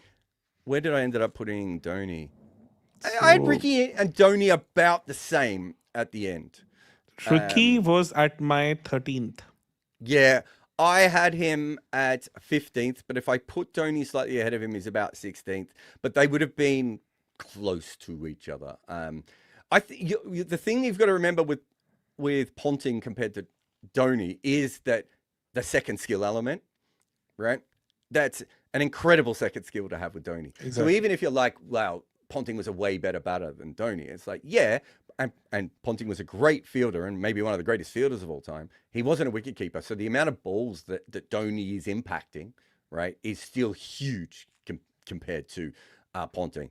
But yeah, I, again, have them very, very similar on my list. Again, it's the same thing again. Oh my God, that guy just kept giving us money on the same topic. Cricketing says true average of Sachin and adjusted strike rate. Oh, okay, wait, I do have those here. Even I'm also interested to know this, to be honest. I don't know why I didn't even ask it. Tendulkar is his adjusted averages goes up to 49 and his adjusted strike rate goes up to 99. So if you compare that to Kohli's, which is 60 and 96, right? So slightly different players, slightly different eras and everything else. But yeah, I think you can still make a claim. Just depends on which direction you want to go. As I said, and we had Viv Richards at what, 54 and 105. When it comes to Virat and Sachin, even as the better ODI batter, I get a little confused, to be honest. Because Yeah, I think that's fair. I actually don't. I don't think there's. You throw AB in there as well. I actually think that top 4. If you ask me on a different day, I think I could completely change it.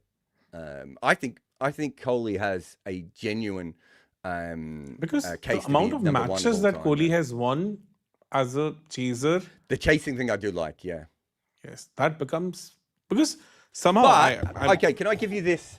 Right, we get really excited with chasing because it's easy to tell if someone has won a game chasing.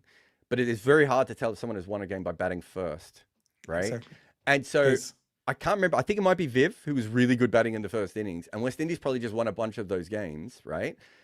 I'm not saying that what Kohli does is we've only had like 3 or 4 guys in the history of the game who have that ability, so we know it's very special regardless of that. And he, is on a completely different tier to some of the other guys we just mentioned. But it's much easier to be like, well, he's not out at the end and they've chased his total, where it's like, if you bat in the first innings and you just put on an extra 30 or 40 runs, and so the other team can't get anywhere near you, right? That's much harder to work out. And that, just, if you're having an intellectual conversation, that's kind of where you have to be honest with those. But yeah, Sachin was also the longevity of Sachin's career in ODI cricket, I think is just, the longevity of his career in anything. Greg Chappell says, remember VK once said, we have the World Test Championship, so I can't change my change that much. Okay, cool. Dixit says, Deepak logic holds for Virat. In T20 2012, he was India's best bat. 2014 semi-finals, 2016 semi-finals. Yeah. As I said before, guys like Kohli, Warne, McGrath played lots and lots of finals, and it holds up. It just depends on how much you index that. I find it a little bit like Richard Hadley probably hasn't played in many finals, right? And it might be why we both have him a little bit lower, despite the fact that Richard Hadley was like obviously a great in both formats as well. So it does get a little bit tricky when you start to over-index on the finals. But yeah, there's no issue with Kohli. He's very, very high on that. And one of the things I did with my list today is I wanted to know if I needed, like, I didn't come in with it thinking it was the final list. So can I ask wanted one to change question it. here? Like, if Kohli still has a few years left in him as a T20 batter also and as an ODI batter also, so what would, like, if he has to be in top 3, like he's at 4 for us right now, right? So if he has to be in top 3, what else he needs to achieve from your His biggest issue is probably Test cricket, isn't he? And he can't fix that. But like, I think if he plays, if he was if he had 2 or 3 years where he gets his strike rate up to what it should be in the IPL, right? I think you have to give him a bump. But does he get into the top 3 for you then? Because there's not much you can do in one-day cricket, is there? The only thing you can do in one-day cricket is have another World Cup. And look, as a white ball batter, I rate him higher than Sachin any day. Let's be very honest on this. So as a white ball batter, still for me, he's little higher than Sachin. As a test, doesn't stand a chance because like the longevity and the kind of attacks Sachin had to face and everything, it just completely changes massively in the favor of Sachin. That's why he is higher on my list. On a white ball, I think that's what I mean. So that's why having a big World Cup, I don't know. I mean, I suppose if he goes, at the moment, we're saying that Sachin still has a genuine chance to be thought of as the best ODI batter of all time, right? As we've got it listed here at the moment. And same is the case with Virat also for me. Like, yeah, no. But what I'm saying is, what if Virat has one more great World Cup campaign where, he makes a bunch of runs, his strike rate is out of this world, and wins the trophy, right? At that stage, do we just say he's automatic? Sachin no longer has a claim to be the best player. Do you know what I mean? I think then he automatically enters that top 3 again. That's what I mean. That changes a little bit. But who do you drop out of the top 3? Tough. I think we will have. I think we'll cross. You the see bridge what I'm once we saying? reach That's what there. I mean. This is what when I did the 50 greatest Test batters of all time. This is what the tough thing was. It's very easy to come up with reasons why players should go up. Like this is the whole Joe Root one at the moment. Everyone's like, oh, Joe Root's got to be higher, and I'm like, yeah, okay. So we're saying he did better than Herbert Sutcliffe, who opened the batting and averaged 58. And then you get these blank looks coming back to you, right? Because that's a hard conversation to have. Exactly. You and I can both make conversations about why Joe Root might be better than Herbert Sutcliffe and everything else. But it's not an easy decision to suddenly be like, he's better than Wally Hammond or Herbert Sutcliffe or Kumar Sangakkara or Jacques Kallis. These are all also in the same tier, right? And that's why I did this in tiers and everything else, because ultimately there is no real answer, right? Like we both as a combined person have picked Glenn McGrath as number 1, and neither of us had him at number 1. Number 1. So he was number 3 for me. Right? So it really is quite tricky when you get down to that level.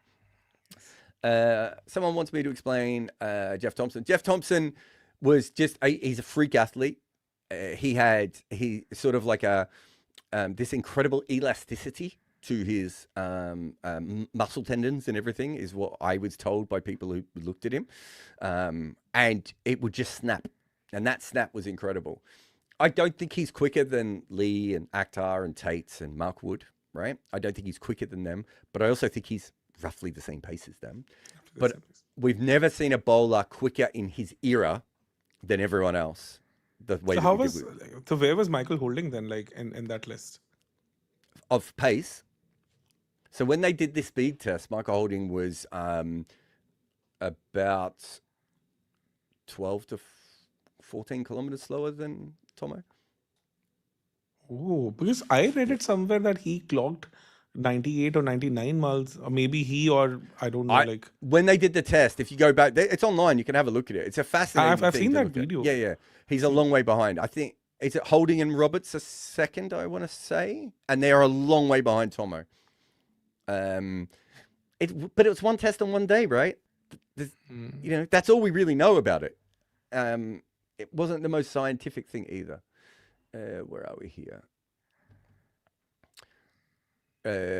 Abhilash says, Kohli played a harder and visually visible ball in ODI compared to Sachin. That's a really interesting thing. I hadn't thought about that. Sachin played softer and reverse swing, which is why he's the GOAT for me in ODI. Yeah, and this is why it's so hard. The guy before who's very angry about all the different players, about the fact that we're even looking beyond 2008.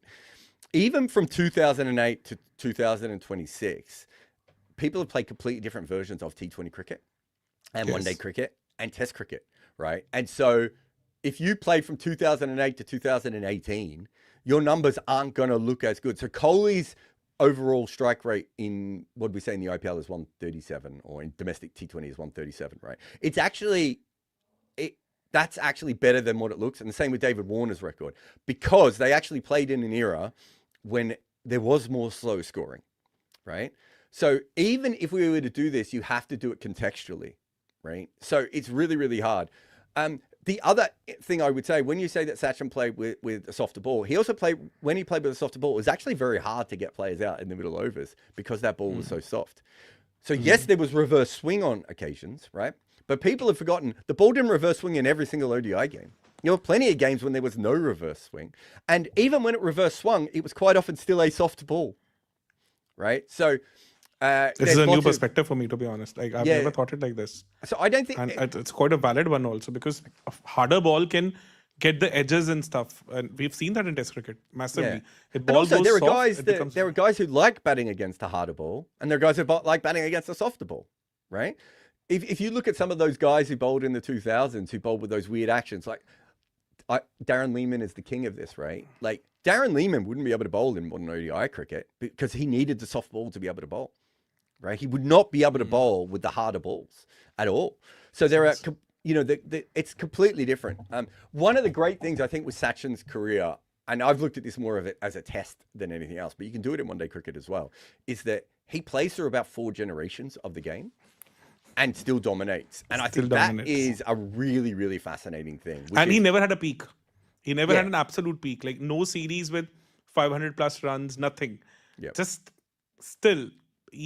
Maybe 98 he had a golden chance, but that was just a 3-test series. So apart from that, like he never had an absolute peak. If you look at number 1, all like batters across formats, he was never even the number 1 ODI or T20 batter or Test batter for a longer period of time. Like he just never had that crazy peak. He was consistent throughout.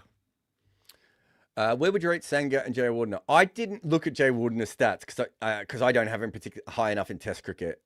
Yes, but I had Sangakkara in my top 26 now. I think we've admitted, because I missed Dhoni, and I think Waqar Younis.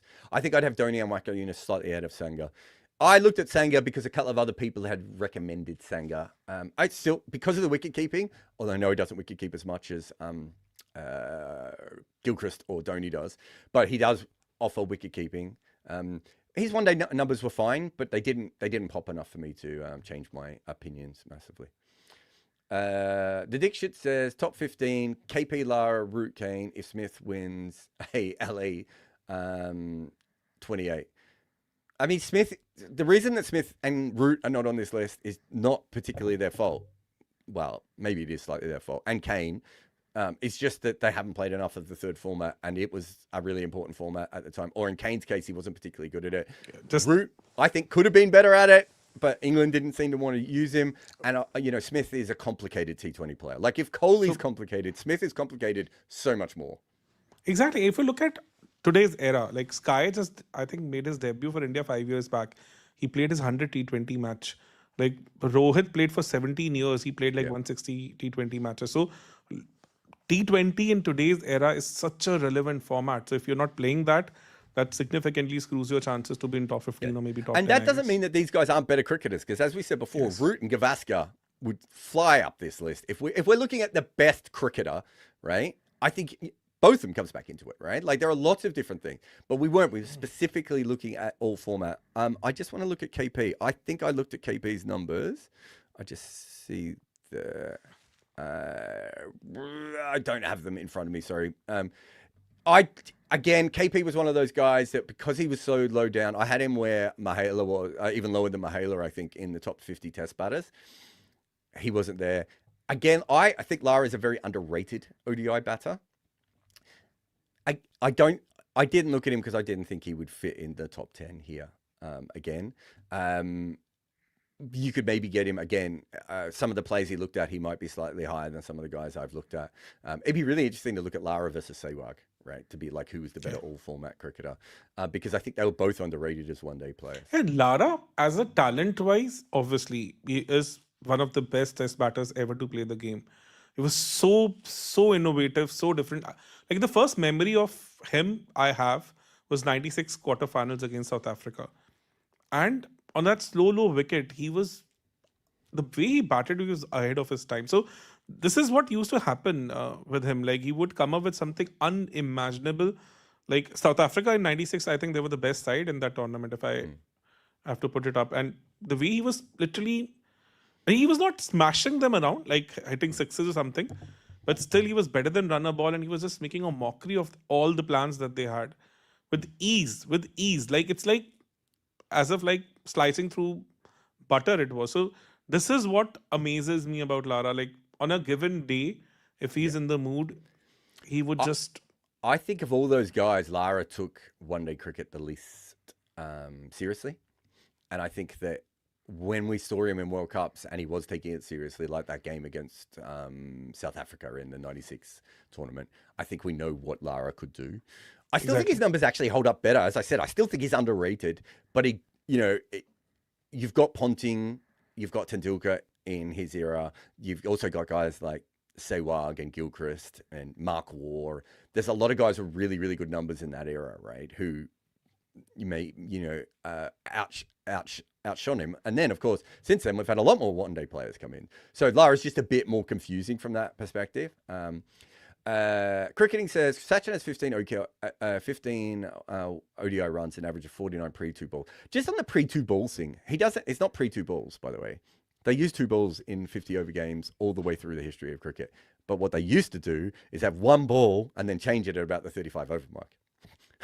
They've always had 2 balls. 1 ball has never really lasted the full 50 overs. It's very rare for that to happen. It happened occasionally. They always would throw out a replacement ball. People have completely forgotten that fact, by the way, which also helps and hurts in different ways. But yeah, look, Sachin was just incredible and would have been incredible in any era that you would put him in.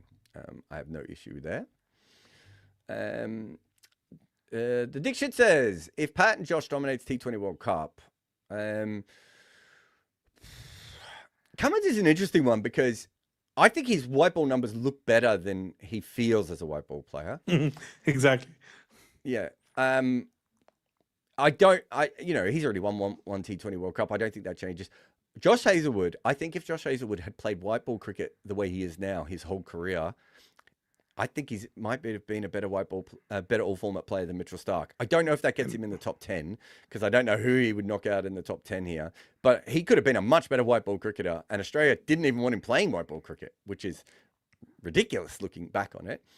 Rohit is, I think we said at the top, Dixit, you might not have been around. With Rohit, we just thought that the test wasn't quite strong in the same way that we were talking about Root and Warner also the outside record.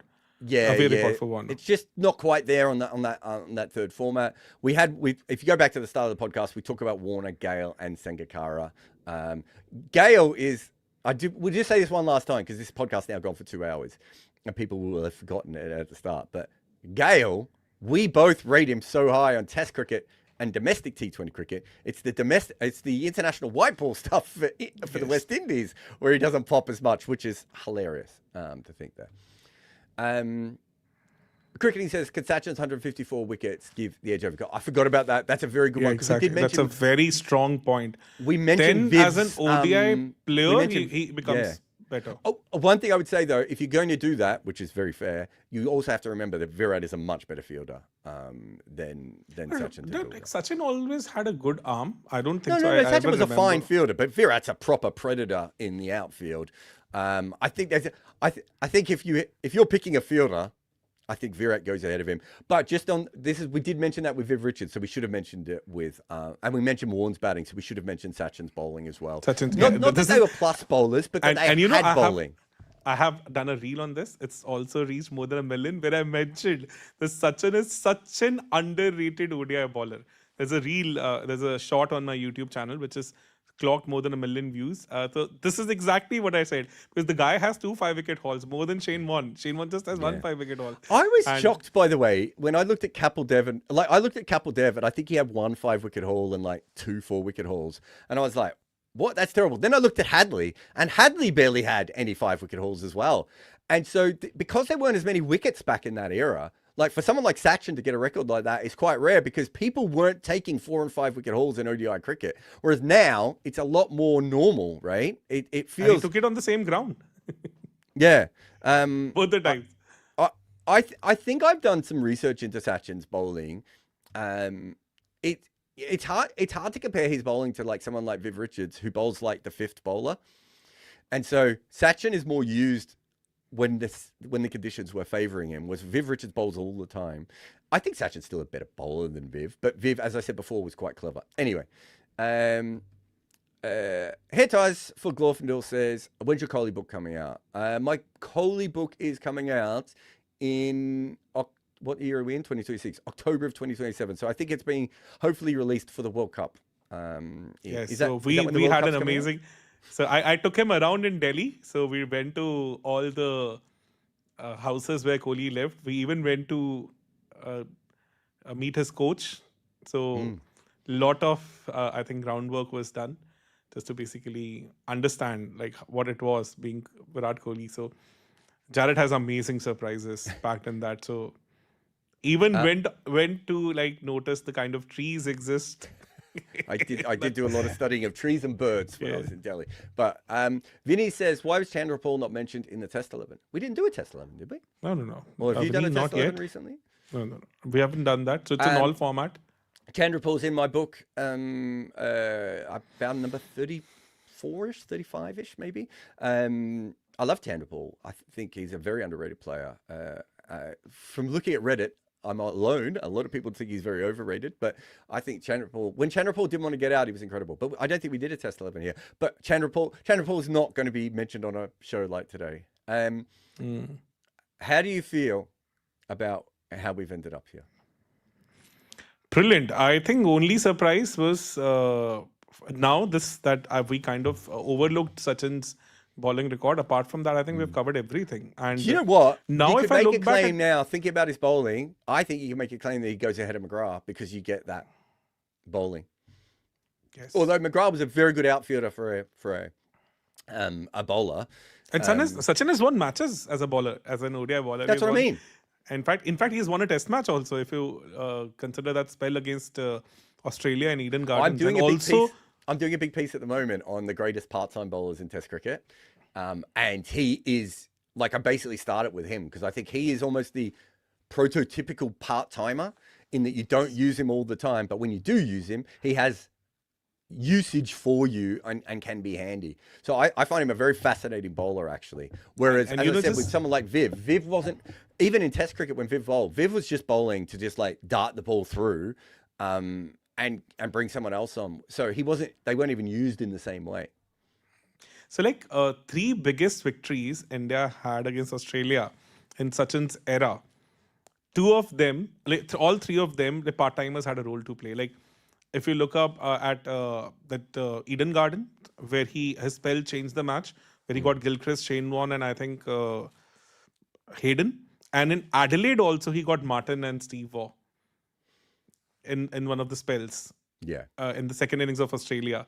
And then Sehwag did the same against Australia in Perth, where he got Gilly bowled around the legs when Gilly and I think Clark were like running away with the match at that time. So he bowled him around the leg. But this is just on one thing here that is really important is you and I will find it very hard to go through the times that Viv Richards has taken important wickets.